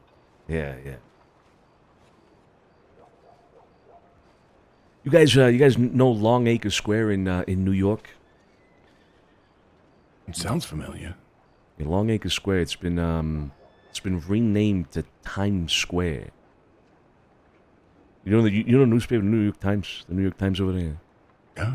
Apparently they got an office right there, so they You said renamed the whole they thing. calling it Tiny Square? No, Times. Is it relating to Tiny me? Square? I love that. No, I'm on The it. name rings bells, Tony. Tiny They've Square is pretty They've heard impressive. about what's going on in Blackwater. Yeah. Clearly, they must have. Not too bad. Not too shabby. New York, of all places, too. It was a matter of time before it got out there. Pretty much. Yeah. Anyway, sorry, Tony. Tony, you were saying something. Go ahead. Ah, yes. The reason we're over here, talk about the cocaine. Yeah. Well, I believe we talked about getting back to you was once we had to talk with our people about it. And I mean, just to be forefront with you gentlemen, I mean, we simply cannot budge on the price right now. And I'll tell you why a little bit. Yeah. It's more so of a production matter. You know. If you want to sell at a very small amount, measly amount of like say like 90 to 100, right? Then our people would have to be, overworking themselves in some sense, and then that would lead to burnout. You know what I'm saying? You could definitely sell it at that price, but long term, it's just simply not feasible to anybody.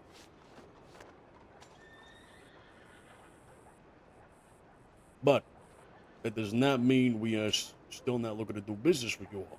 Yeah, we can still do the same thing y'all we both talked about. I believe it was last week, so something along those lines, just at a different price.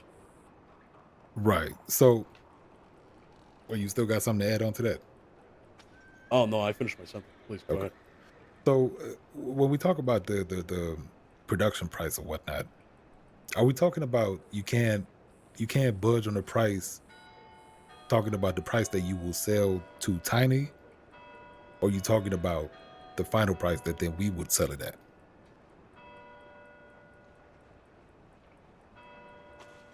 I believe it would be the final price. The final price. Yes. Okay. Because I mean, we would probably be okay. Not probably. We would be okay buying it at whatever the price is now, and just selling it for the price of probably around $100. Yeah, flat. certainly. I don't mind if it cuts into my profits as long as that's okay with your bottom line. Because the thing here is, cocaine in Blackwater will not sell for 120. It's almost gotten to a point, and I'm not blaming Kit, but there's a conversation in Blackwater, the price of cocaine and Kit. It's too damn high. Folks really don't like it. So just in order that we can move some product, we would like to sell it at the $100. Now, do y'all feel like that would cut in to y'all profits when it comes to cocaine? Because again, we'd only be selling it at Blackwater. I believe that would cut into our profits. Yeah. Okay. I mean, ideally, we would like to see the price of cocaine upwards to 150 to 175, right? If we live in a realistic world. But, it's, quite simply, we have to look at this as a luxury item more than just I'm going to give it to this shirtless guy off the street. You know what I'm saying? Sophia. So going anything under 125 would be a dip into our pockets, which we're already taking a dip into our pockets, by buying the product anyhow. Right. Okay. So the line would be that we sell it for 125. That would be the line. That would be the bottom line. Okay. Yeah. Unless I'm wrong here, Santino. Please, if you'd like to speak your piece. Huh? What? Uh-huh. Right. You guys see this news? You know the city up in Canada, Toronto. See this right here? Never heard of that. Over a month ago now, but looks like a lot of the city was destroyed by a raging fire. It's crazy. Jesus Christ! Imagine a fire running through a city like Toronto, just destroying all of it. Well, not all of it, but a lot of it. Jeez. Let me tell you, fur traders up there, very flammable. Very flammable fur. That's what I hear. Yeah. Yeah, a lot of fur going on up there. Uh-huh. Let's get to the topic at hand. Hold on, real quick. Is there something going on that I'm not privy to? Oh no, not at all. No, why? You want It's to read the the first paper? time, Sonny, you're not interested in talking about business. You reading the paper. Okay, you're right. Fine, yeah. What's the matter? I've been itching to fucking get involved in this conversation. I was nothing. Don't worry about it. Yeah. Go ahead, please. Let's have a little back and forth. We can talk. And all this smiling and nodding. What the hell is going on? I don't like it. We're just very happy to see you, sir. Oh, very happy. Yes, sir. What's the matter? I don't know nothing about nothing. No. What's the matter? I got him. There's nothing the matter. All right, just everybody. Let's bring it. You up here. Let's bring it down here. All right. Okay. Let's bring it down here. All right. What did I come in hot? Did I? You know.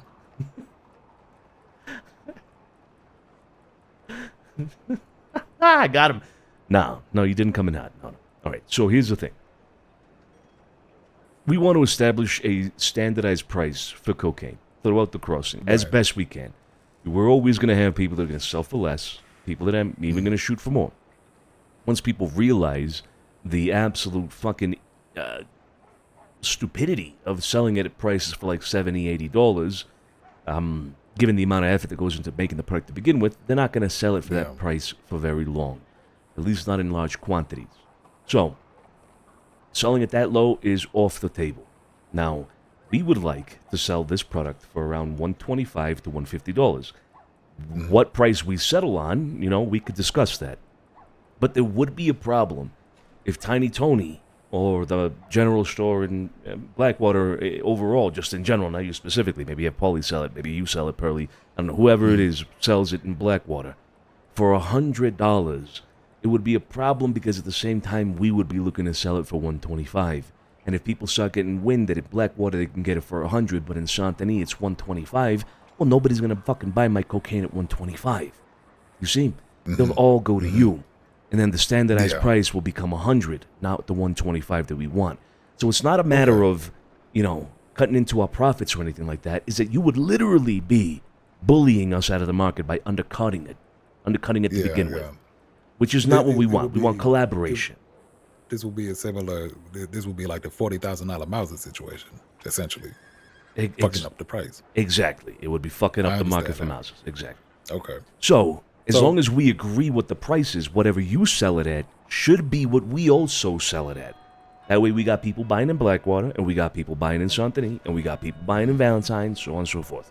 That's the idea. That's what I want to talk to you about. Okay. You asked me $100. $100 is too low. I'm sorry. It's too low. We buy this at $75 a bump. We're making $25 a bump. You're gonna be pocketing $75 a bump? It's not worth it. It's not worth it. You may as well spend your time selling fucking potatoes. I heard that's good money nowadays. Yeah. Well, here's one thing, Sonny. Because I hear where you're coming from, right? Mm-hmm. But to look for that, because if you buy for $75 and sell it for $150, right? You double your money, right? Well, not double, but you know what I mean. Yeah, yeah. But the amount of profit. sales will be a lot less. Sure. So at the end of the day, with a lower price, I'm just talking if we were to approach the topic of lowering this general price that we try to set, the quantity that is sold would be a lot higher for less profit, but the quantities will be larger, and that equals more money. You see what I'm saying? I do. Because people are, what I'm telling you, folks is disgruntled when you talk about the price of cocaine being $125. When you say folks, I mean, who are we talking about? The general public of Blackwater. The general fucking public of Blackwater then might not be the right market for a product like cocaine. I mean, if you got shoeless, shirtless fucking outlaws coming in because they want a little taste of civilization, and they see a bump for $125, they say that's too expensive, then hey, I'm sorry. The man who can't afford shoes probably shouldn't be spending his money on cocaine. Oh, that's fair enough. That's fair enough. I will say though, they not shooters or shirtless. These motherfuckers got money out their ass. These rancher people that work on these ranches, they work the bars all day. They got money. Okay. Well then, but I also think that there's a little bit of a hint of that, cocaine being associated with Saint Denis because there was such a large movement on the opium thing in Saint Denis. So folks see it as opium is a Western thing and cocaine is an Eastern thing. And with the people, not liking that, they might say, oh, well, fuck, as stupid as it sounds. I mean, that is stupid. That is stupid. This whole ban on opium had nothing to do with West or East or anything like that. That had nothing to do with that whatsoever. We were simply looking out for our place of our home, our city, etc. We don't have to get into the details of that. But it's got nothing to do with that whatsoever. If they want to look at cocaine as an Eastern product, I suppose they can. I mean, we are the ones, and I'll tell you this right now, we are the ones that will likely be controlling the market in terms of quantity of product. The amount of shit that we can get our hands on is going to be unchallenged. It will literally be unchallenged by anybody in the crossing. I can pretty much guarantee that. So if they want to associate it with us and Saint Denis and call it an Eastern product, it is what it is. Are you saying that's affecting the price or the willingness to buy? I think it might be a little bit. But that would apply to people who are more aware. I'm talking New Austin folks. The ones that, the cowboy type that don't like Saint Denis. They don't like cocaine because they don't like flat caps. They don't like cocaine because they don't like dress shoes. Those type of people. That's just something that the crossing got to get over in general. Well, okay, let me ask you this. Have you tried selling cocaine then recently? You said you had a few bumps, Tiny. Is that what you were kind of talking about? Yeah, so we've sold this... We've sold, I think, in total 4 bumps. These came from Guamans. Now, the Guaman price, you're never going to be able to compete with. But, as you said earlier, they do not sell in quantities larger than a few bumps. These are guys that they live out in Guam, they come to the mainland, and while they're out in Guam, they're picking this stuff and producing it not as a business, but just because it's there and available. So these guys will come over, they'll sell it for $50, but that's going to be a bump here and there. That's not going to be anything. And like I said to your last meeting, they'll also use it to trade. Can I get a full stack of gnocchi here or a bundle of meat, and here I'll trade a bump for it or something like that. Yeah, okay. And for transparency's sake, this was Finn, right? Yes. They gave you the bumps. Yeah. It was Finn and her friend. Is that Finn from? That's not the same Finn from Thieves Landing, right? No. That's Finn. She's a lady. Where's her hair? Kind of like Sophia. She's from Guam. Finn. Finn is her name. Finn. Okay. Yeah, she's from Guam. Yeah. Okay. So then, why does the whole Eastern product thing come into play? I mean, you're not. Is it because of Kit? Is it because Kit's selling it? So I can probably speak a little on that, Mr. Burley. I have heard people complain about Kit and her pricing, and I view it a little bit like this, and I think this is where maybe that notion is coming across. I have gotten the feeling from folks out west that it feels like somebody from the east coming over, giving them what they feel is an overpriced, price on a product there, and taking Western money. And I think it has a little bit to do with Kit's sales approach, as well as speak openly, Tiny.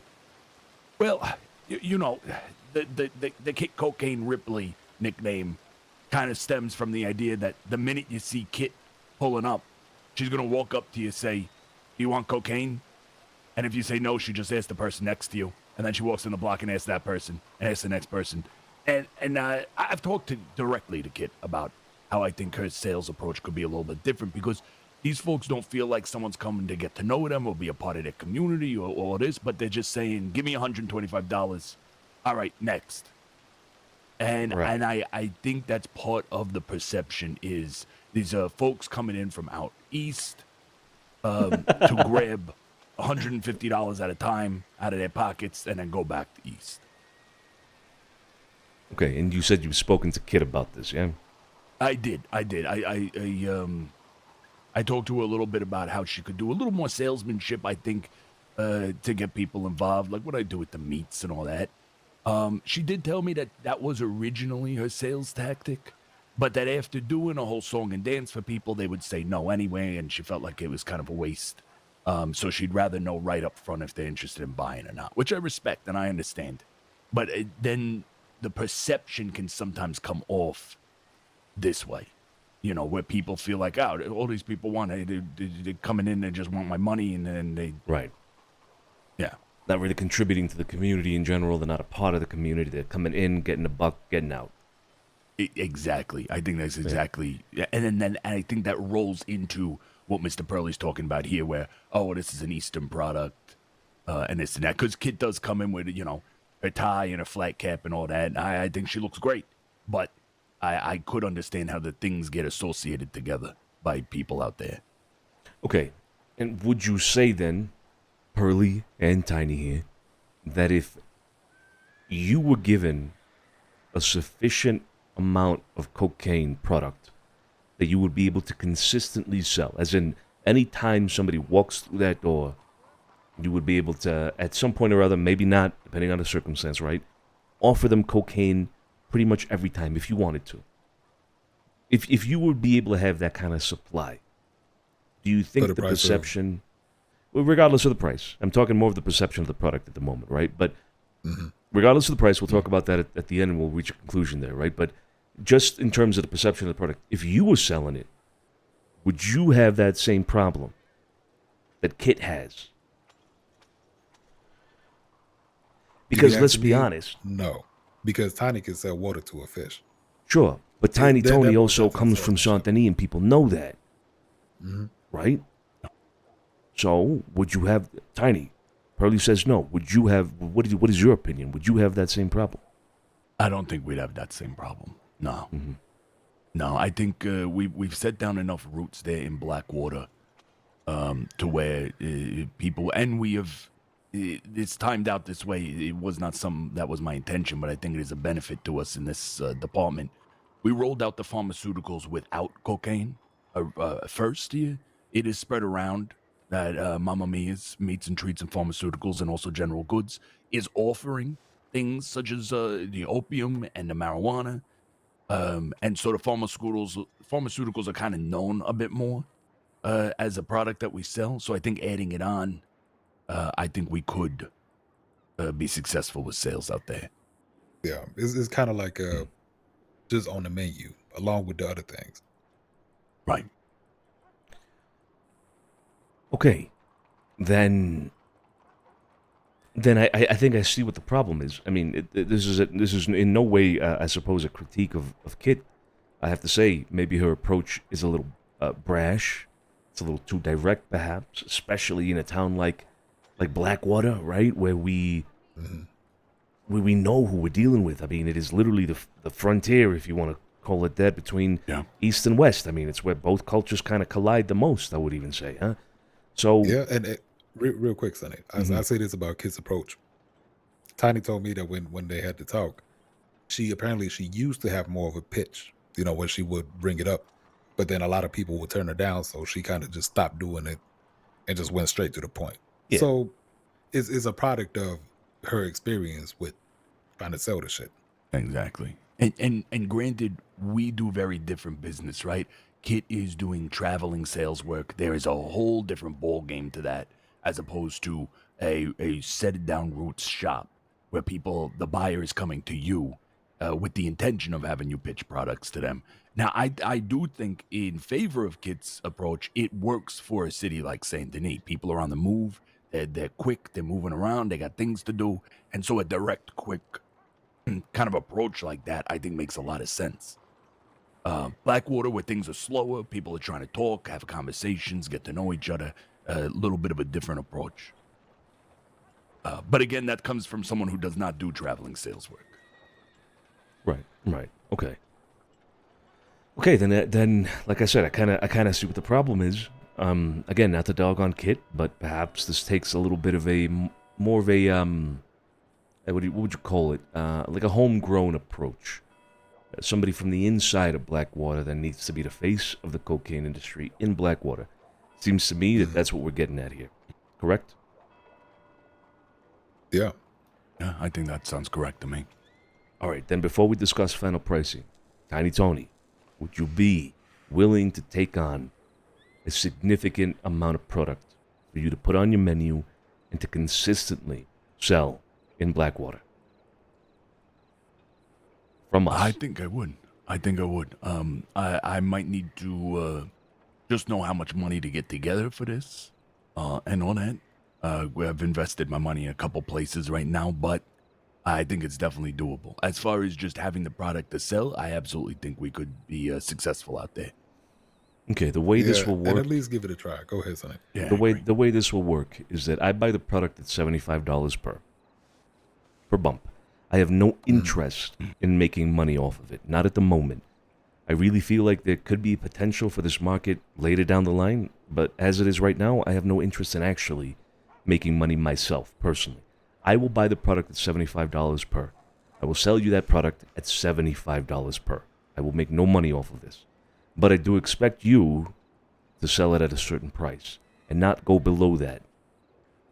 Because then you're affecting the sales of somebody else who will be doing something very similar to you, Kit Ripley, just not in Blackwater anymore. We'll recall Kit from Blackwater. She won't use that as a selling ground, if you will. I'll have her go sell elsewhere. Simple as that. But the price needs to be the same, because otherwise you're competing against each other. You're undercutting each other. And it just don't make sense to me. You know what I mean? Sure. Yeah. Okay. Now, with regards to the price. Go ahead.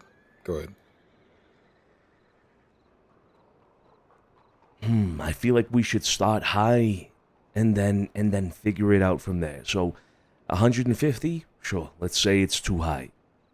But it is something you can haggle down with people.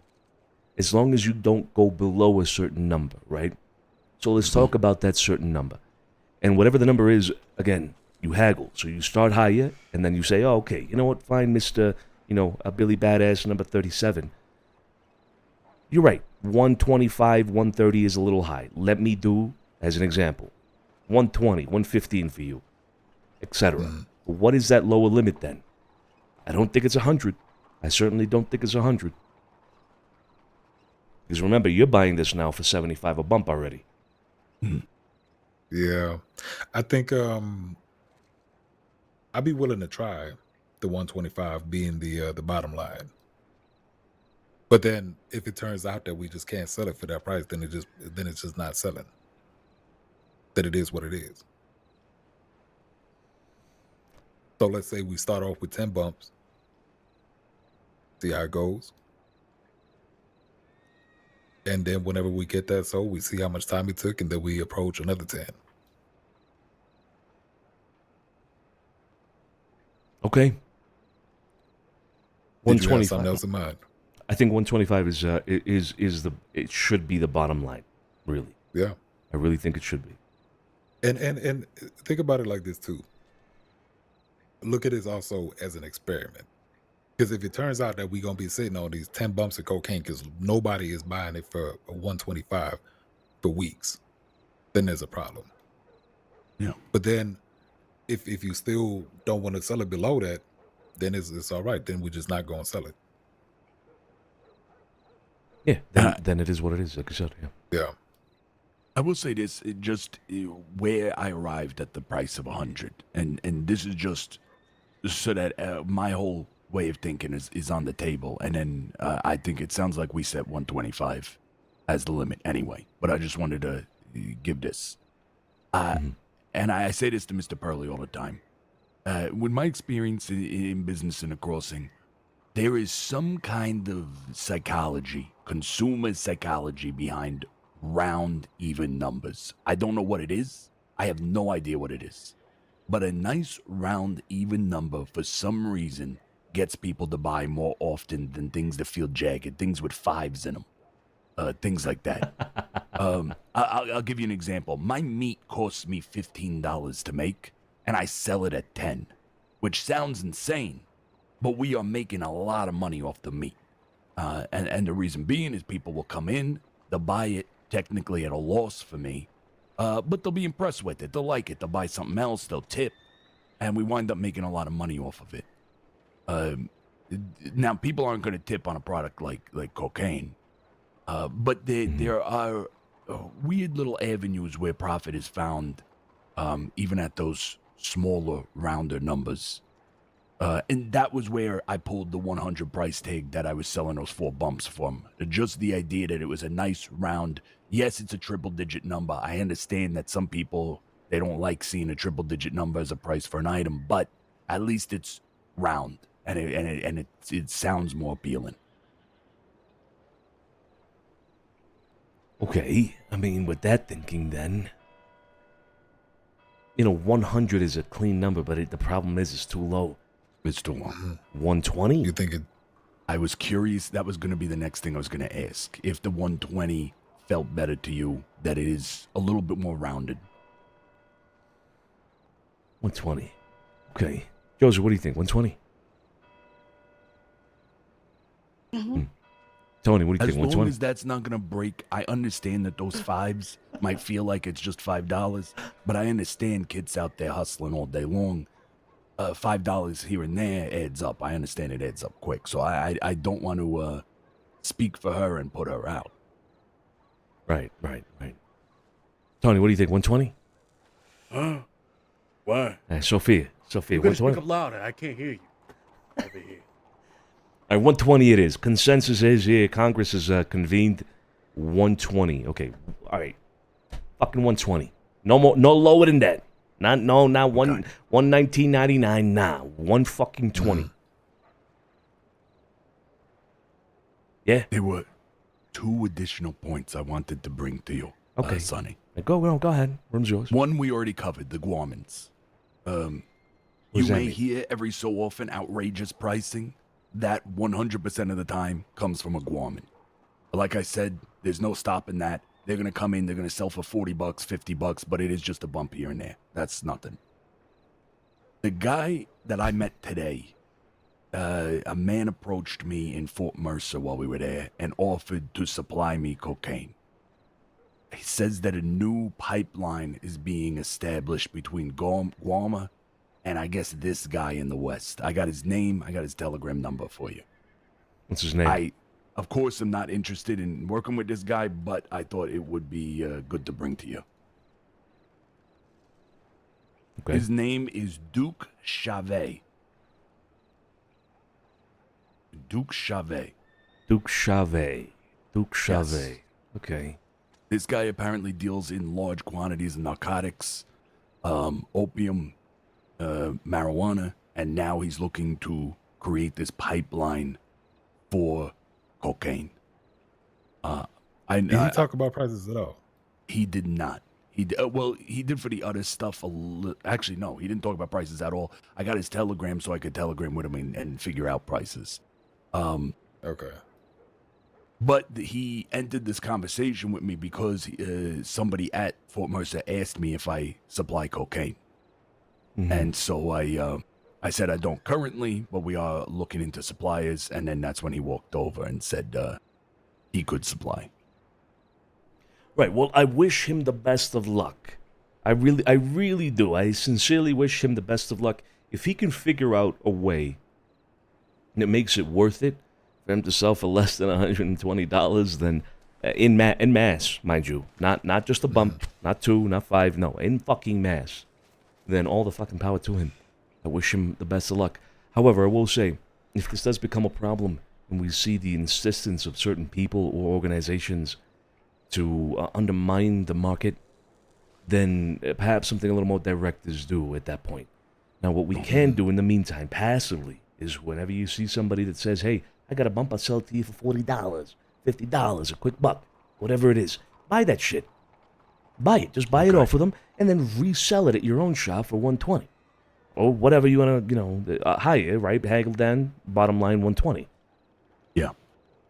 Get them off the market because Okay, it's not as long worth. as you're okay with that. I think that's absolutely fine. If there's anybody out there selling for less, you want to sell it at 120 baseline, you buy it off of them, right? And then you resell at your price. That's how we standardize the market. If this All right, Duke, good, Duke of good fucking to know. France wants to come in here and try to butt into the market, good luck to him. I mean, we'll probably also hear about what prices he's gonna have. Oh, a To let 1,000%. you I will have that information probably by the end of the week for you, Sonny. Yeah. Of what he's trying to sell to resellers for, what he's selling to people for. I can get all that information. Please How do. much he's getting in, I can get all that. Please do. And also, don't take any bullshit from people, all right?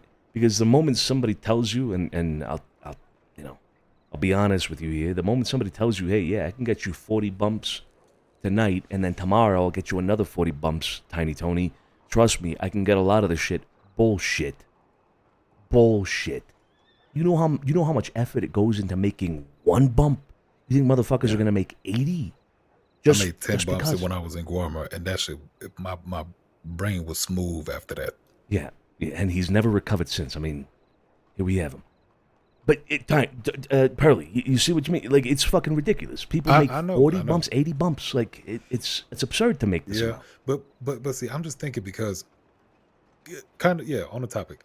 When I was out in Guarma back then, I ran into this man. His name was Pablo. And he told me that he was on a... Have you heard the name Pablo? No. It rings very well with the subject. Go ahead. Oh, yeah.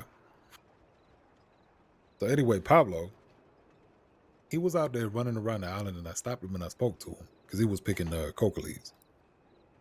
And I said, what are you doing? He said he's picking, he's putting together a shipment of cocaine. I said, oh, how much are you doing? He said he's doing 4, those little narcotic bags? Uh-huh. Yeah, I've heard of him. His plan was to fill 4 of those up with not just leaves, but the actual final product. Right. And he was doing it by himself. And I think he was getting paid. That's outrageous. It is, because I did the math. There's like 24,000 fucking. It's insane. It's stupidity. Yeah, that's just to get the leaves. Yeah, go ahead. Yeah. But because I don't remember the numbers exactly, but I think the final amount that he was going to get paid for 4 full bags was around 23,000 or something. 4 full bags. How much does a bag of those hold? I believe 80 bumps per bag. Mm-hmm. Yeah, that sounds right. And he was going to get 4 of those bags? No, I want to say 3. Because at 3, he would be getting 75 per. If he's getting $24,000 for 320 bumps, which is 3 bags. 3 narcotic bags full. Yeah. Have you ever seen Pablo again? No. Yeah, you know why? Because he died out there picking fucking coca Probably leaves. did. Or he's still there doing it today. Or he's still, to this day, trying to doing put that shit together. Exactly. Yeah. But that says it. He was doing it for 75, and the only other person that I know that was also in the business was ex-sheriff Wright. We all know him. I remember Wright. Yeah. Yeah. He said he had a wagon full. A wagon full of cocaine. I don't believe it. That's what I'm telling you. It's fucking bullshit. That's what I'm telling you. There's no way Wright has a wagon full of fucking cocaine.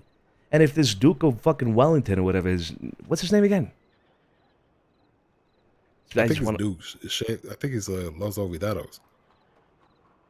Duke Chavez. Oh, that Duke. No, yeah, right. Yeah, that Duke. I actually know that Duke. My bad.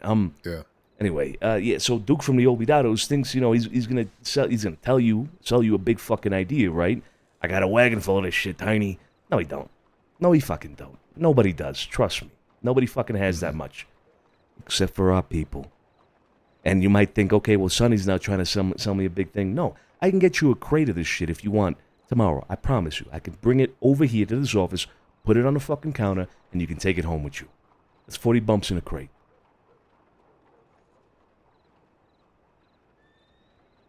I mean, it all sounds good to me. I don't see a problem with it. I'm glad that we arrived at the, like I said, I'm a stickler for the round numbers. I think we came to a good price here. I think it's a price that I can move. I'll tell you, I've got people that have already said they're waiting for us to be able to supply it.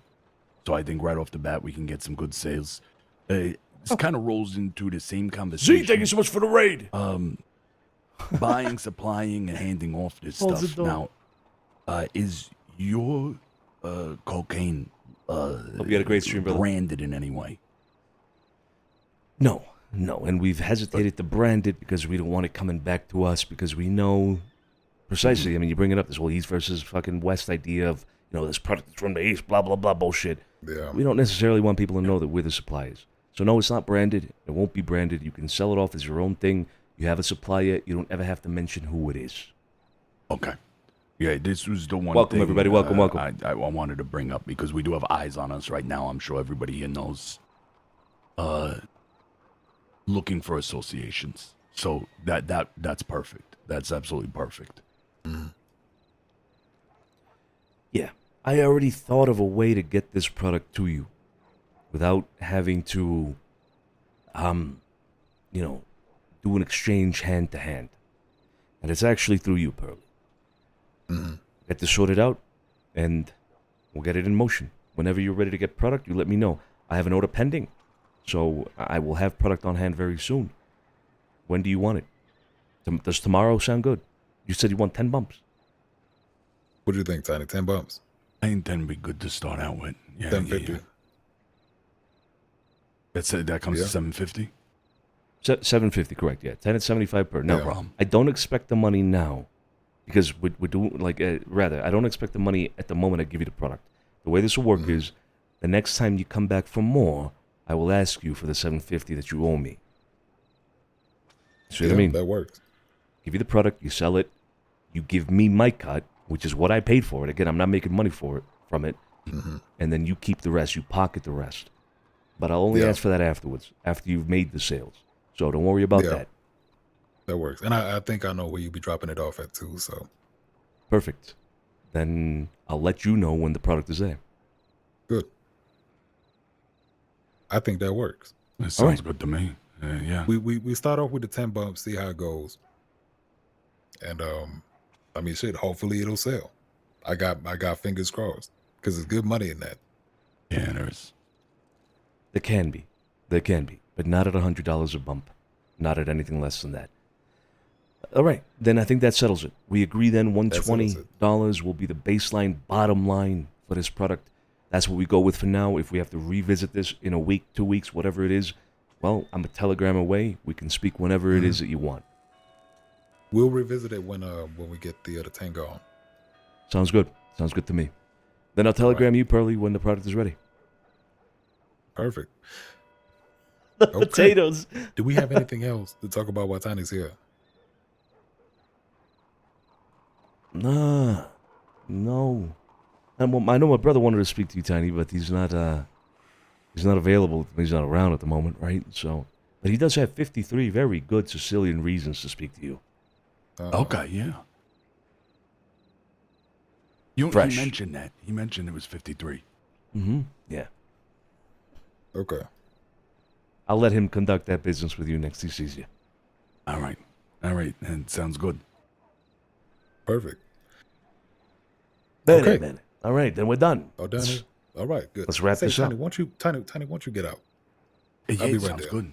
Oh my Jesus fucking Christ, these chairs. Careful with the chair. Who installed these goddamn chairs? I'm gonna kill Bye, myself. Mr. Tiny. Scarpati Spaces.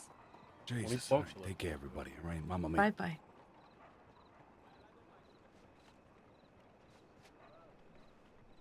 What's going on? What's going on with what? Is this just a topic that folk don't want to talk about, or? No, not at all. It's wait, you talking about the smiling and the nodding? Is that what's going on? Well, folks not paying attention and all that. What's all that? No. No. It's sir, not. I Nah, think it's go ahead. It's all good. No, that's just a dig. Yeah, it's a dig. That's all that is. A little joke.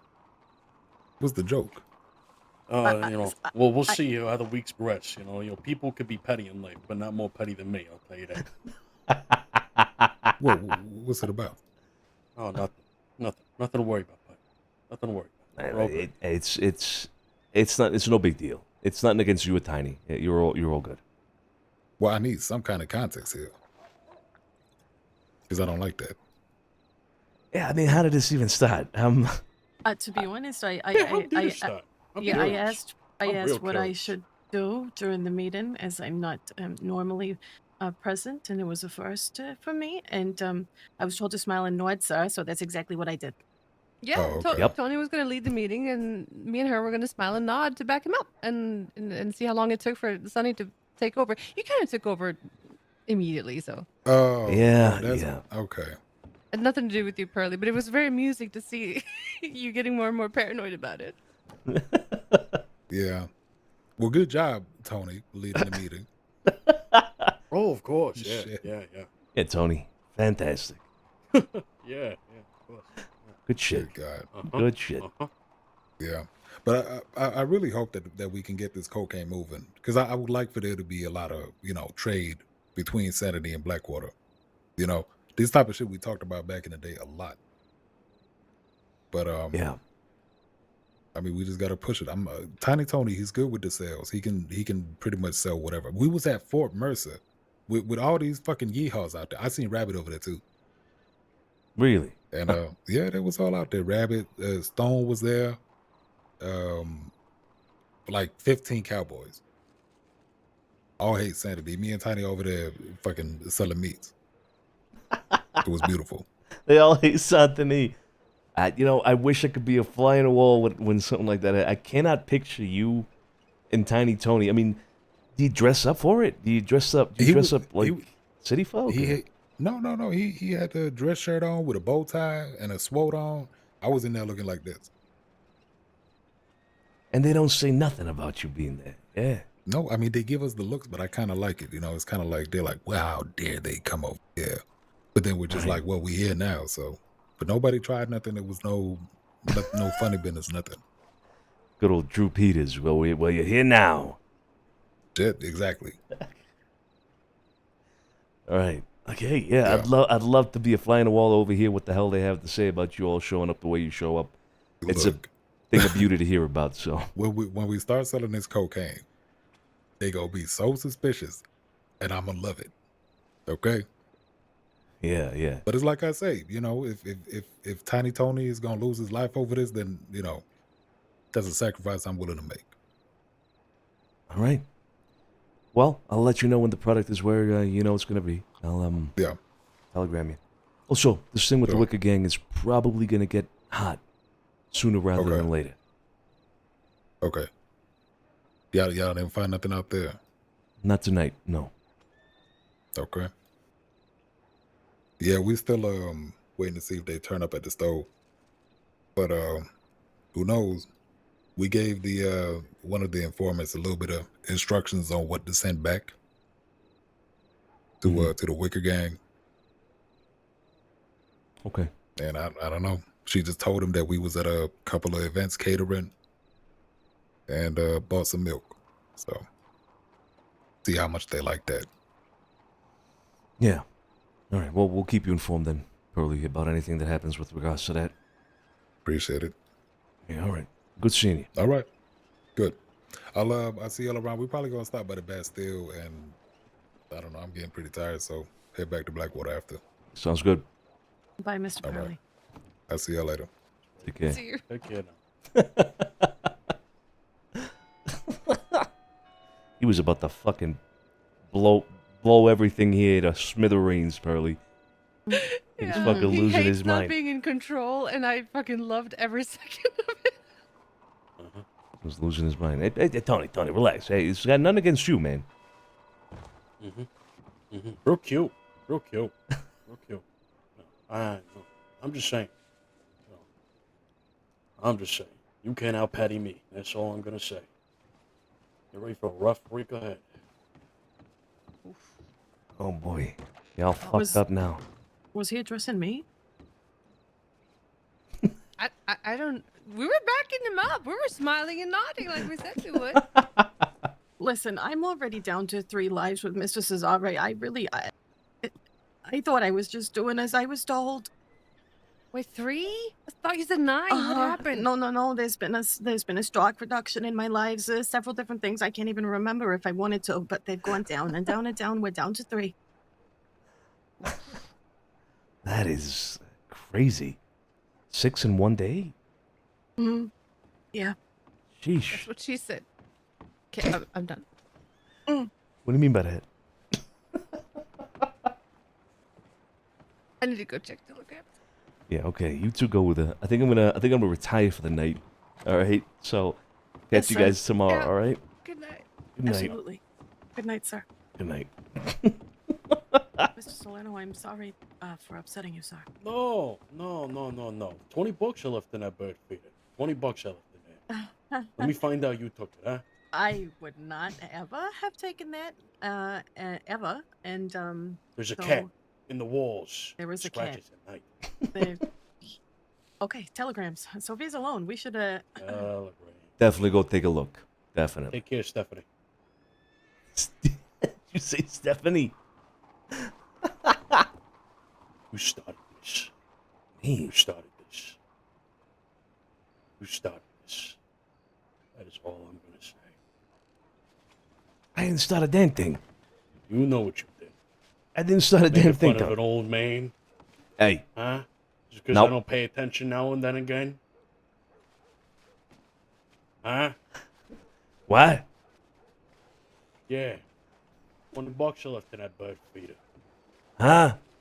What? Oh, you fuck around and find out, kid. Fuck around and find out. All right. No, All right. no. What?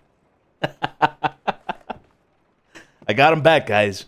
I got him back for all the what? This fucking guy. This fucking guy. What? I love him, man. I love fucking Tony. All right, guys. I'm gonna call it there. Short and sweetie, I guess, for tonight. A short and sweetie. I will be catching you guys tomorrow. Nice little short day today. It seemed like not a lot of people were around too much in the city, at least not from our end. There were some people in the city, but not more than Sophia, Tony, and Josie there from our end, and myself. Shame we didn't find anybody up north, but hey, that's just the way it is. Sometimes you search and you don't find. What is this? Z got another body with the guantes joke? Okay, all right, okay. This is a must watch. Give me 1 second. I'll pop this up. Hold. Please hold. Please. Hey, Bobby, listen, this is a fucking quick. Oh no. He called the wait. Oh dude, did he get fucking Osvaldo? Did he get Osvaldo? Oh my god. Okay, hold up. Let me quickly F8 quit here. There we go. Dude, did he tell me? Please tell me he got Osvaldo, bro. Please tell me he got Osvaldo. Please. Hold.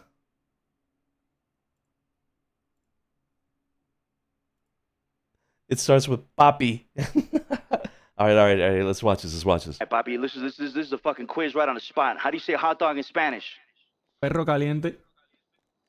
Motherfucker. Okay, how do you say straw? Ese no lo sé. I told you don't fucking say No, Spanish, es que yo no man. lo digo. Yo nunca lo digo. Use straws. Maybe he sips from the rim. Maybe he touches his lips to the rim and... Se me olvida las cosas, bro. Se me olvida las cosas. How do you say house? Casa. Okay, how do you say gloves? Guantes. Want this dick in your mouth? Okay, Luciano. Okay, coño. Let's fucking Hang up the go. fucking phone on his ass. Do it, Paulo. Suck it. Do it. Oh my god! Bro, Squatter is going crazy with it too. Oh my god. Dude, he got me really good. Dude, so this is live on radio? Wait, hold up. Because this is like a radio studio, and then Shadow, you're saying you got it live on radio, can be heard on the whole island? No way, dude. This was broadcast to everybody? Oh my god, bro. This is a fucking quiz right on the spot. How do you say hot Oh, dog in that's Spanish? crazy. Perro caliente. Motherfucker. Okay, how do you say straw? He got him good though. He got him good. He got him real Ese no lo good. sé. I love this. All right, Bobby. Luciano. All right, Bobby. Let's do a little test. I love it, man. Oh, dude, this is fucking sick. I like this concept. They're like on radio. They're like, no lo sé. you know, on a physical I radio. told you you don't fucking speak No, es que Spanish, yo no man. lo, yo no lo That's digo, so yo no good. lo digo. That's so good. How do you say gloves? Guantes. Want this dick in your mouth? Okay, Luciano, come on, take that, bitch. Okay. All right, hang up the fucking phone on his ass. Hang up the phone on his ass. I love it. Oh, man. Just got to tune into the same station and anyone can hear it. That's sick. That is sick. It has no short range. Oh, dude, that is so fucking cool. What a cool concept. What a cool concept. I like it. I love it. I love it. And Osvaldo's perfect for that kind of shit. So good. All right, guys, I'm going to call it there. Give me a second. Let's see who we can raid. Let me see who we can raid. Hold up. Is nobody else even around? Oh, well, Tiny is. Tiny's streaming. Yes, Tiny is streaming. Good. This motherfucker needs to be around more, man. The kind of shit that he does is impeccable. Is incredible. We love Tiny Tony. We love Tiny in general. Send him love, guys. I'll catch you tomorrow, all right? Ciao.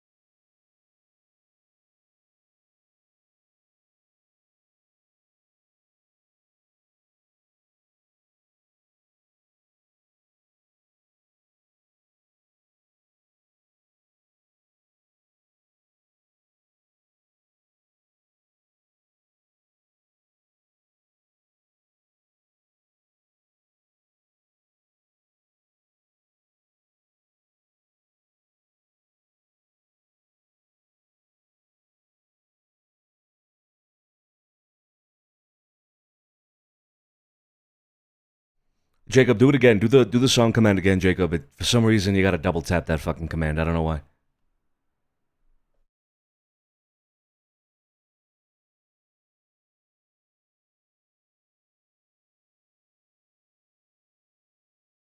Thank you, Dave.